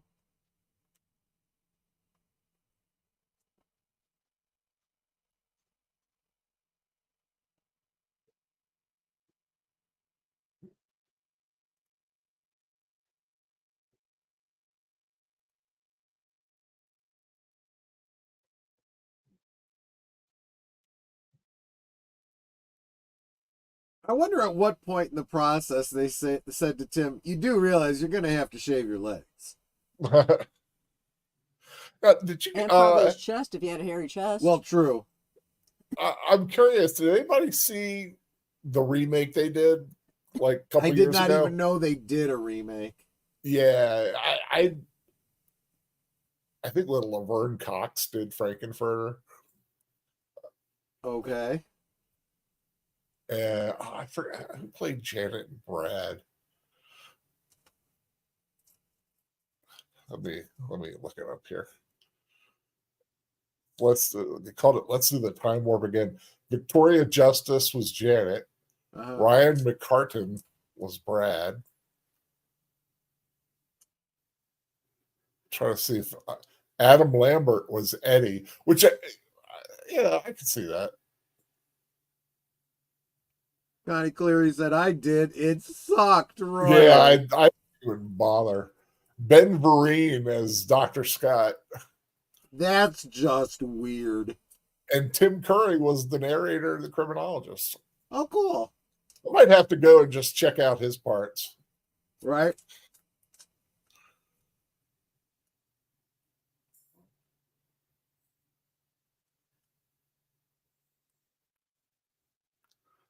You got to hand it though. He was able to overcome this role. A role like this could have killed another actor. Right. Right.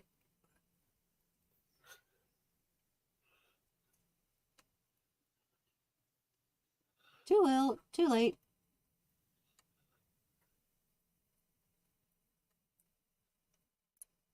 Yeah, it's like the 54 pages doesn't have callouts for everything. It skips a lot. Yeah.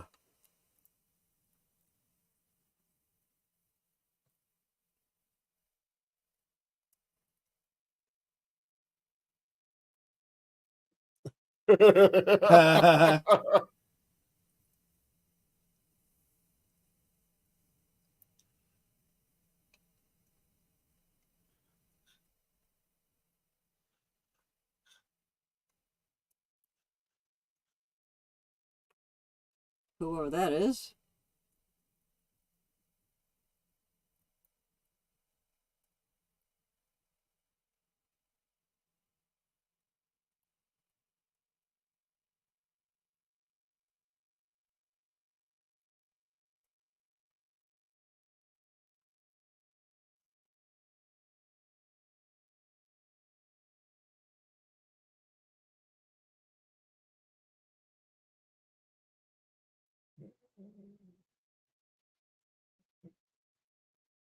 For the most part, all their face paint has washed off. Yeah.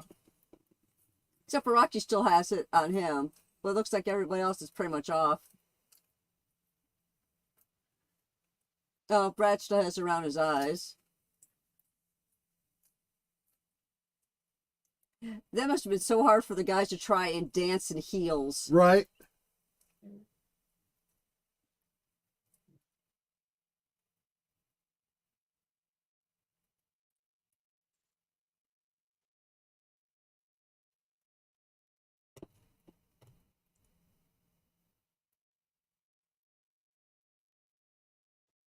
I've never tried to walk in heels. I would probably kill myself. Well, I mean, when I could walk. Now here we go. So again, there's that American Gothic callback, right? Yeah. Because his weapon is 3-pronged. And a little Bride of Frankenstein action happening. Yeah.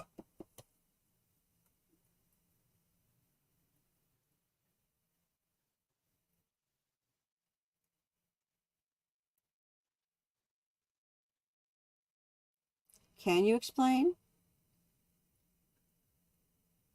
I like it. We're listening.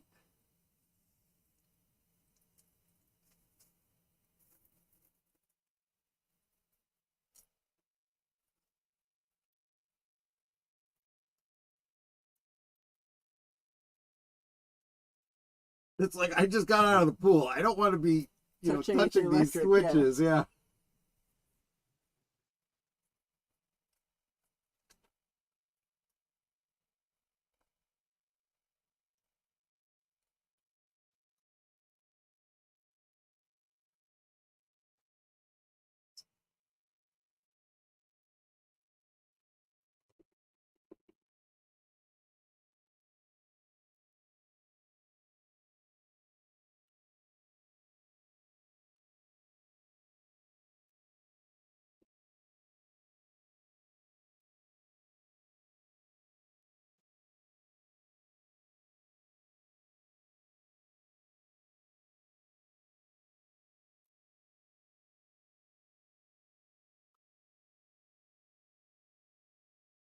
I love her yawn because it's kind of like you're not persuading us about anything here.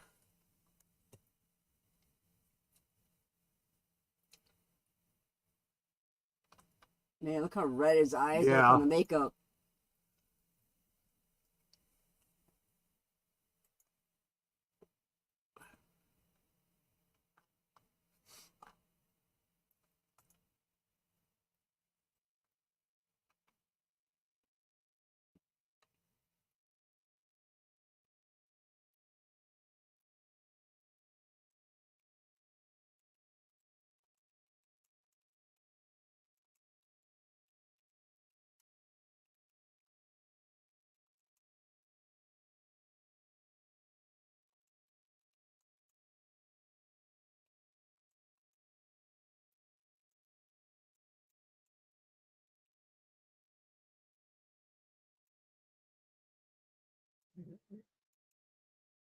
I wonder if when they filmed this, if he sang out. I mean, you knew they would have to do a track over, but I wonder if he actually sang it while he was filming it. Don't know.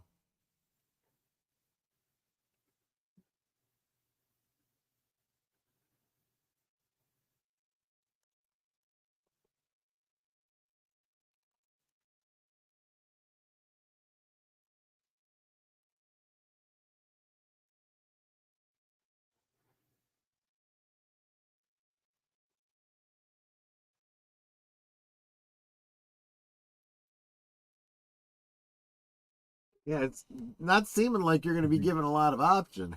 It's not over yet. Nope.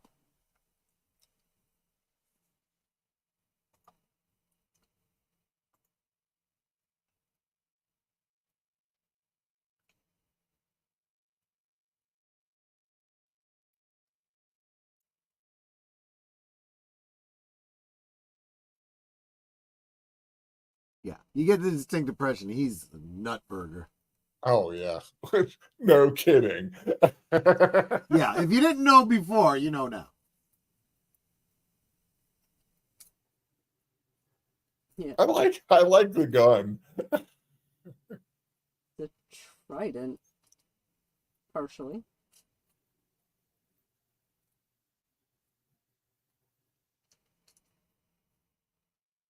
In what metaphysical form?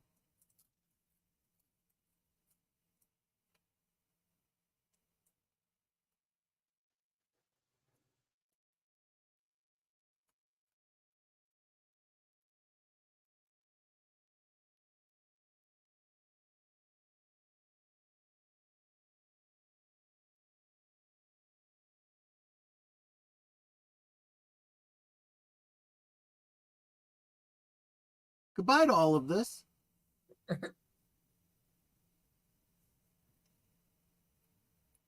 Hello, Utah.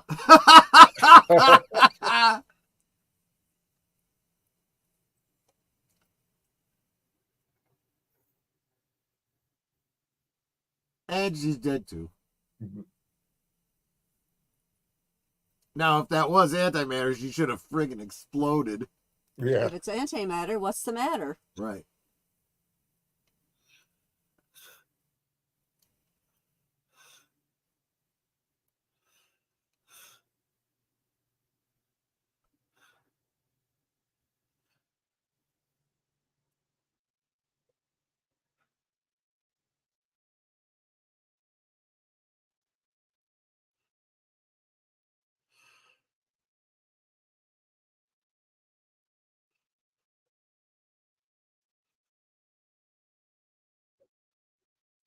Poor Rocky. I mean, that's a weird relationship to have, right? I mean, basically his creator. Uh-huh.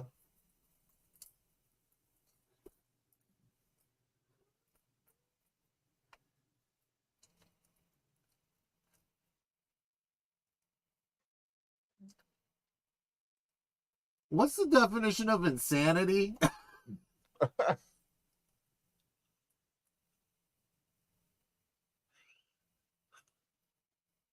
Grrr. So again, the King Kong callback.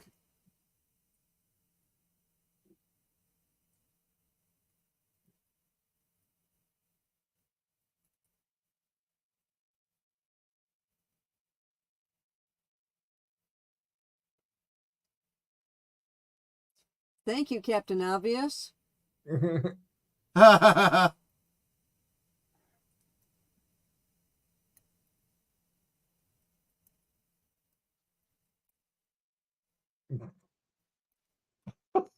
like that. You did right.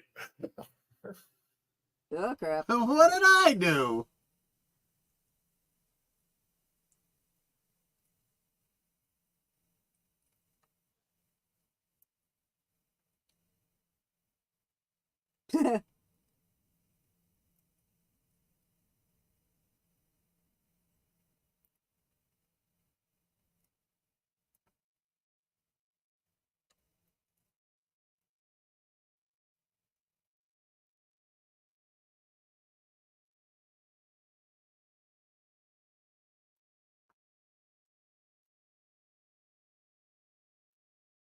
Where's that?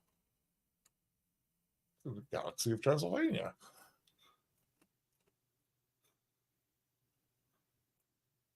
See, I just thought it was north of Serbia.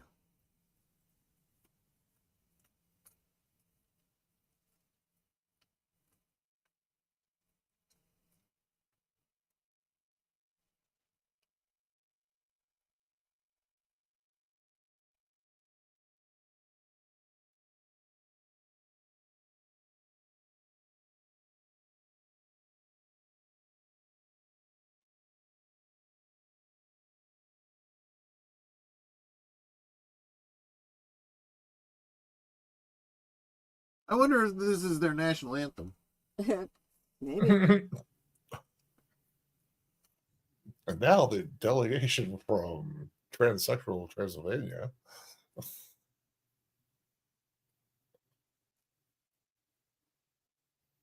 It does put a different slant on it when you know that transsexual's the planet, Transylvania is the galaxy. That would be like, I'm from Earth, Milky Way.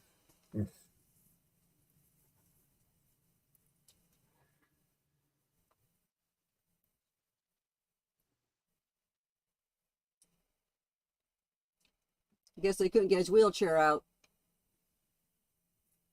I guess this was faster. They had to get the heck out. There it goes. There is something kind of impressive about that.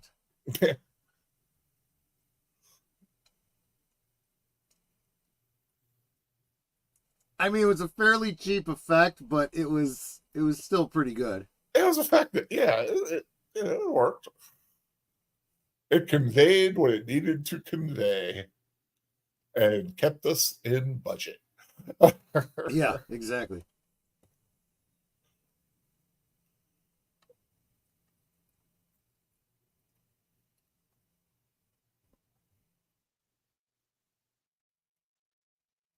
Had a budget of 1.4 million, and the box office is at 226 million.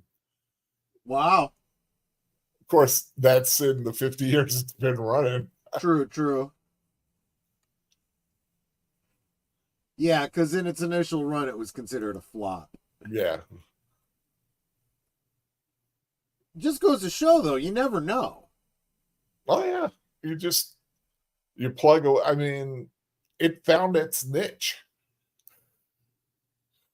And again, this speaks to an organic growth. There was no way that marketing could have planned this. Now, don't get me wrong, from what I've seen and what I've read, marketing did a terrible job of, getting this movie out there. But how do you market a movie like this, really? I mean, exactly. I mean, can you imagine being the marketing team and you have this film and you're like, what the hell do we do? Well, it's like, who is the audience for this? And yet, after it came out, the last lines of this. It did find an audience. Yeah. Yeah, it was a cult classic. You basically have to sell. It's like, this is something you've never experienced and probably never experience again. Exactly. And yet they did try. They tried to do a sequel. Well, I did see a live stage production of this, and the guy played Frankenfurter actually had a really great voice. Yeah. But yeah, what it comes down to is you can't reproduce this. It was what it was, and you couldn't plan it. Yeah, and like Nanette said, with no matter what you do as a sequel, it'll never be the same. I mean, they tried to do a sequel to Phantom of the Opera, right? Sorry, and it just didn't work. No, it did not. I mean, it could have been, and it could be perfectly fun, reasonable time. There's a certain magic about this. You know how He it was does look marketed? like John Shuck, doesn't If he? you like weird films, this is the one for you. Well, yeah, there's that.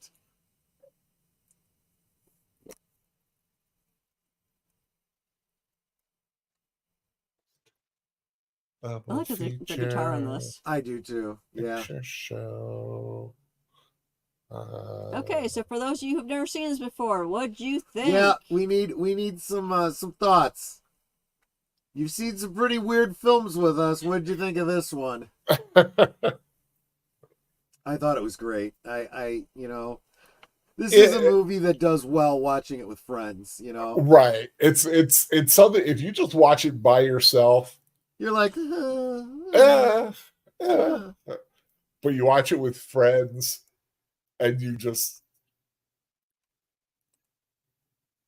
you make fun of it. You like I said, if you're in a theater crowd and you do all the cues that have grown over the years, it just is a whole different animal. Yep. Absolutely. It's grown beyond just being a movie. It's an experience. And if you want to watch this again on your own, I did put in the chat the 54-page Characters portrayed in this PDF. film are entirely fictitious, bear no resemblance to anybody living or dead. Or undead. Yeah, Connie says I still love this. Lady Miss says thank you. Da, Yep. da, da, da. So there You're you right, go. this is good guitar.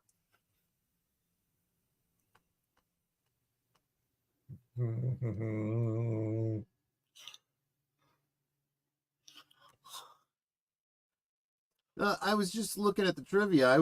I didn't know this. The movie was originally recorded in mono. When 20th Century Fox finally decided to release it for home video in 1990. Yeah. It took a while. The songs in the movie were redubbed using the stereo versions from the soundtrack release. The session singer was used in the studio version for Rocky Horror's vocals. Trevor White redubbed them for this movie. Rocky Horror's vocals are different on Rose Tint My World, and other subtle differences are noticeable to fans who have seen the theatrical release repeatedly, especially because the words didn't match to the mouth of the actors and the actresses. The original English mono sound was used as an option for the 2000 DVD release, along with the English 5.1 surround mix. Interesting.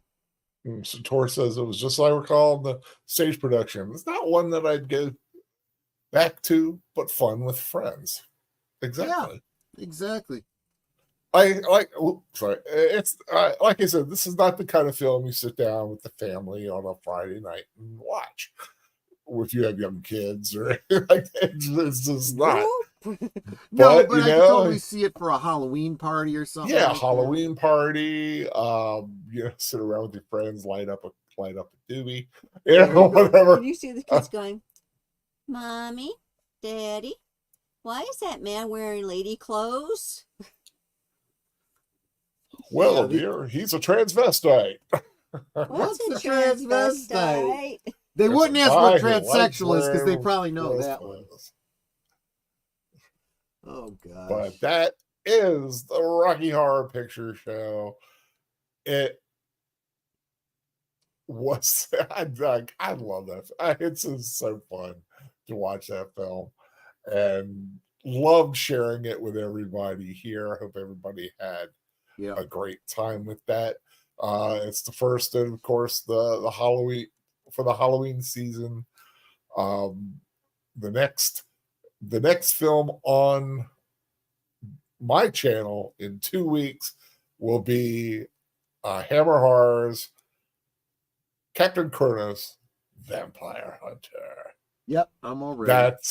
That's going to be that should be a lot of fun. I had a little Hammer marathon last weekend.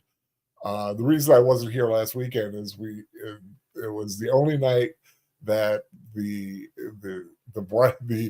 groom's party could get together and watch movies on the internet. But it's basically what it was. It was our version of a bachelor party, and so that's what. Oh wow, it's 2 weeks away. God, time is flying. Time is fleeting. Not very much longer. Oh gosh. Lord, I'm gonna be thinking Time Warp tomorrow when I'm making breakfast. But of course, there's a lot before that. First, what's the next film? What's next week? Film. Next week we are doing The Conjuring. Yep. Oh, spooky. That's a good film. Patrick Wilson, Vera Farmiga, and yeah, looking Would forward. you believe, even though obviously we have it on DVD, I have not yet watched it. Oh wow, I actually have. I've seen the first one. I haven't seen the second one yet. Well, interestingly you say that, because I just picked up the DVD collection of the Conjuring universe, which includes The Conjuring, Conjuring 2, Annabelle Creation, The Nun, Annabelle Comes Home, and The Conjuring, The Devil Made Me Do It. The only one it does not include is The Nun 2, which has not yet been released. Yeah, it just came out not that long ago. It's okay. yeah, I saw your all right. What do you call it on it? You know, it's nothing special. But that other one that I saw this week, that's an easy pass. Yeah. But yeah, so next week we're gonna do The Conjuring, and wow, lots of C's floating around next week. Conjuring, and then Captain Kronos. Yep. Even though Kronos is a K, but Captain is a C. But there's of course a long week to get to The Conjuring, starting with tomorrow. I believe the first thing really is at 8:00 tomorrow night is deleted scenes. Yep. Unscripted. Stay in Your Lane, episode 34 of Unscripted. Wow, I still think it's about bad drivers. Yeah. So stay in Your Lane tomorrow night with deleted scenes at 8:00 Eastern Standard Time, 7 Central. And that, of course, is the official lead-in to Geeky Geezers on Aged Boomer's channel. That is tomorrow at 9. Any previews? Yeah, I can tell you that the good old days, we're going to be talking about the game Castlevania. Castlevania, yeah. Wall chicken. With its wall chicken and so forth. And then that's, of course, going to be a lead into a news article about... I guess Netflix is doing something with it or something like that, and I guess Age of Boomer's really hot about it, so we're going to get a little bit of a Boomer rant on that one. I am waiting for a project to come along that nobody has a problem with. Wow, well, that would be awesome. It really has been a while. We've been talking about this a lot, that there does seem to be this desire to... spend a lot of money to get the license to do something with a property and then not actually do that damn property. It makes absolutely no sense.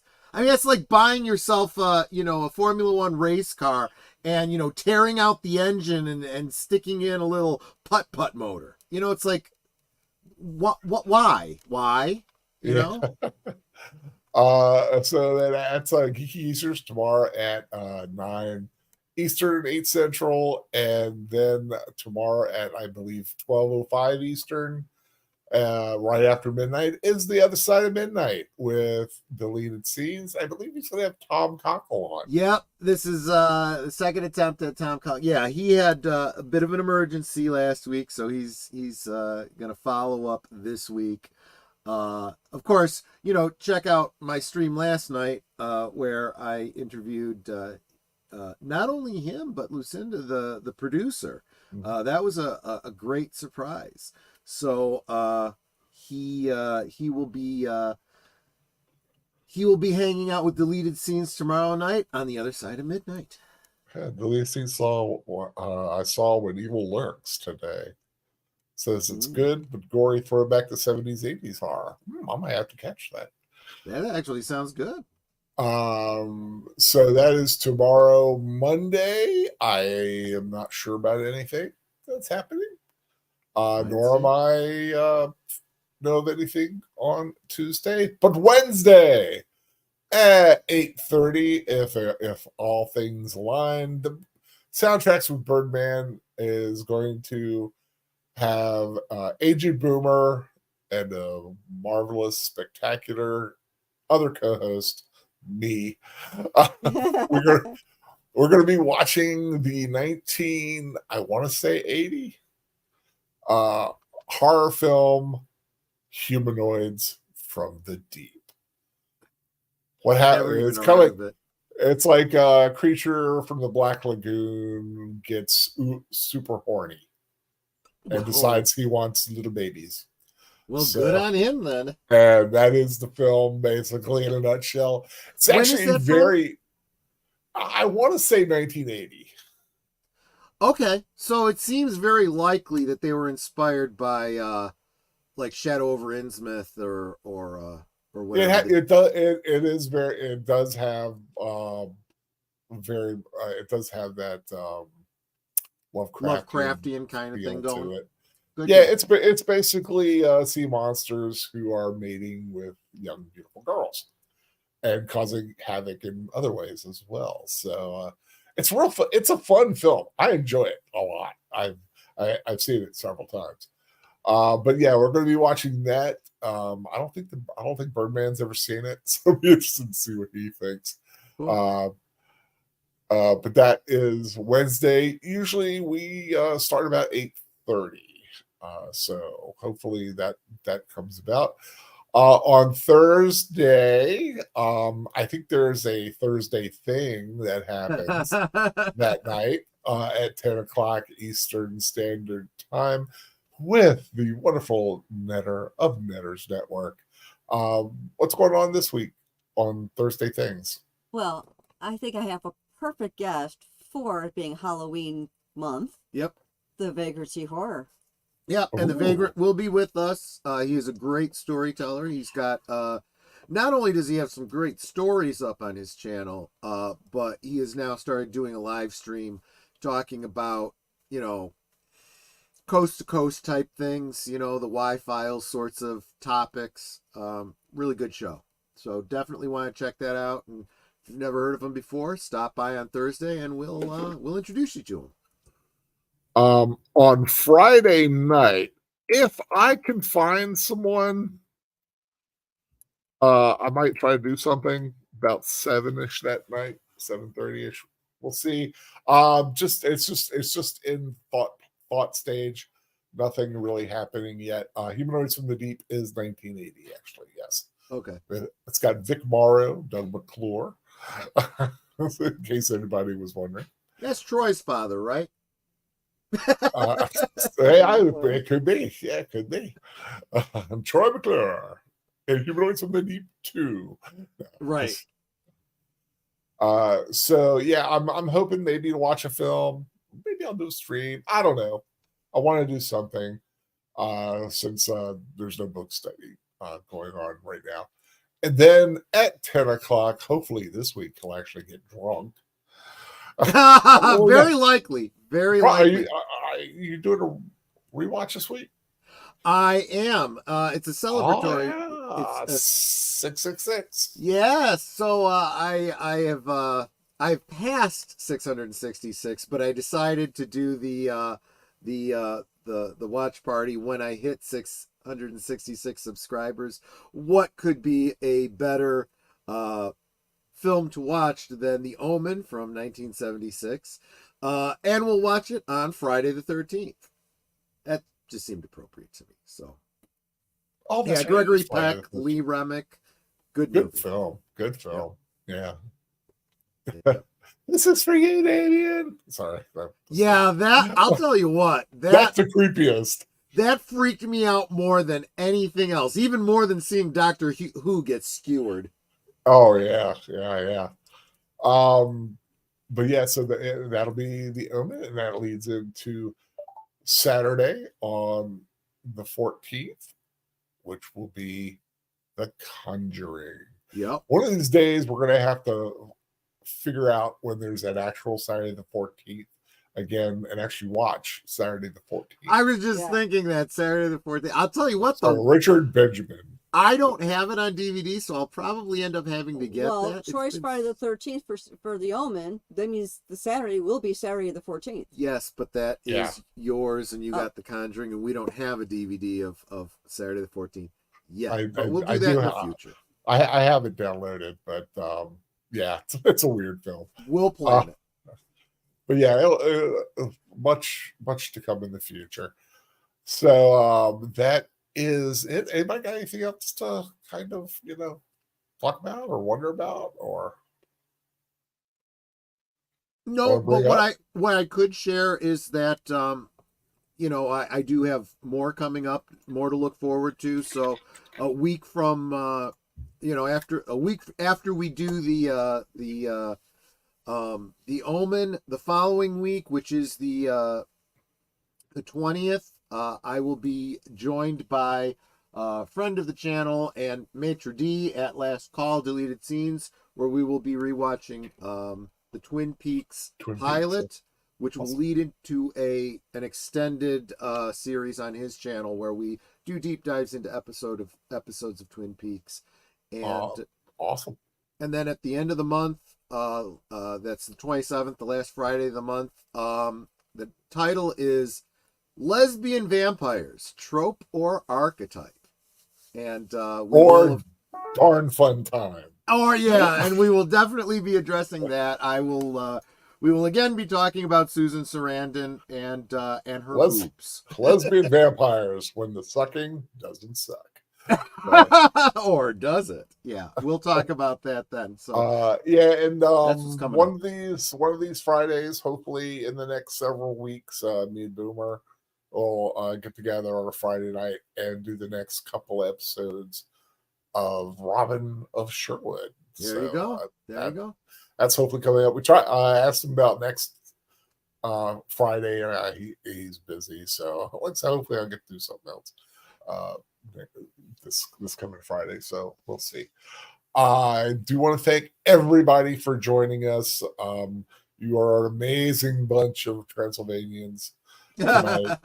Putting transsexual or otherwise, putting your knees in and doing pelvic thrusts is always fun. And of course, I cannot go.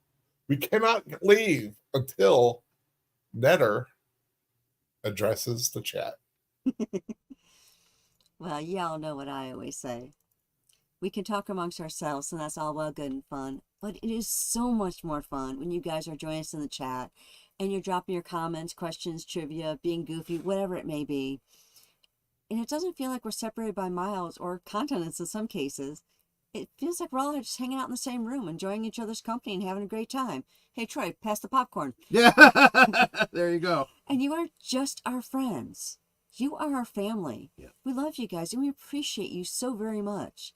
And though I'm not just saying that to say it, I mean it. And you guys can be anywhere right now. You choose to be here. And that means so much to us. Because you're spending this time with us. Just call me Uncle Al. There you go. So thank you all so very much for being here again. And we will definitely see you next time. Take care, everybody. Have a beautiful Sunday and a wonderful week ahead. Thank you again for joining us. Remember, next week, The Conjuring, and in 2 weeks, Captain Kuros, Vampire Hunter. Yes. Take care, everyone.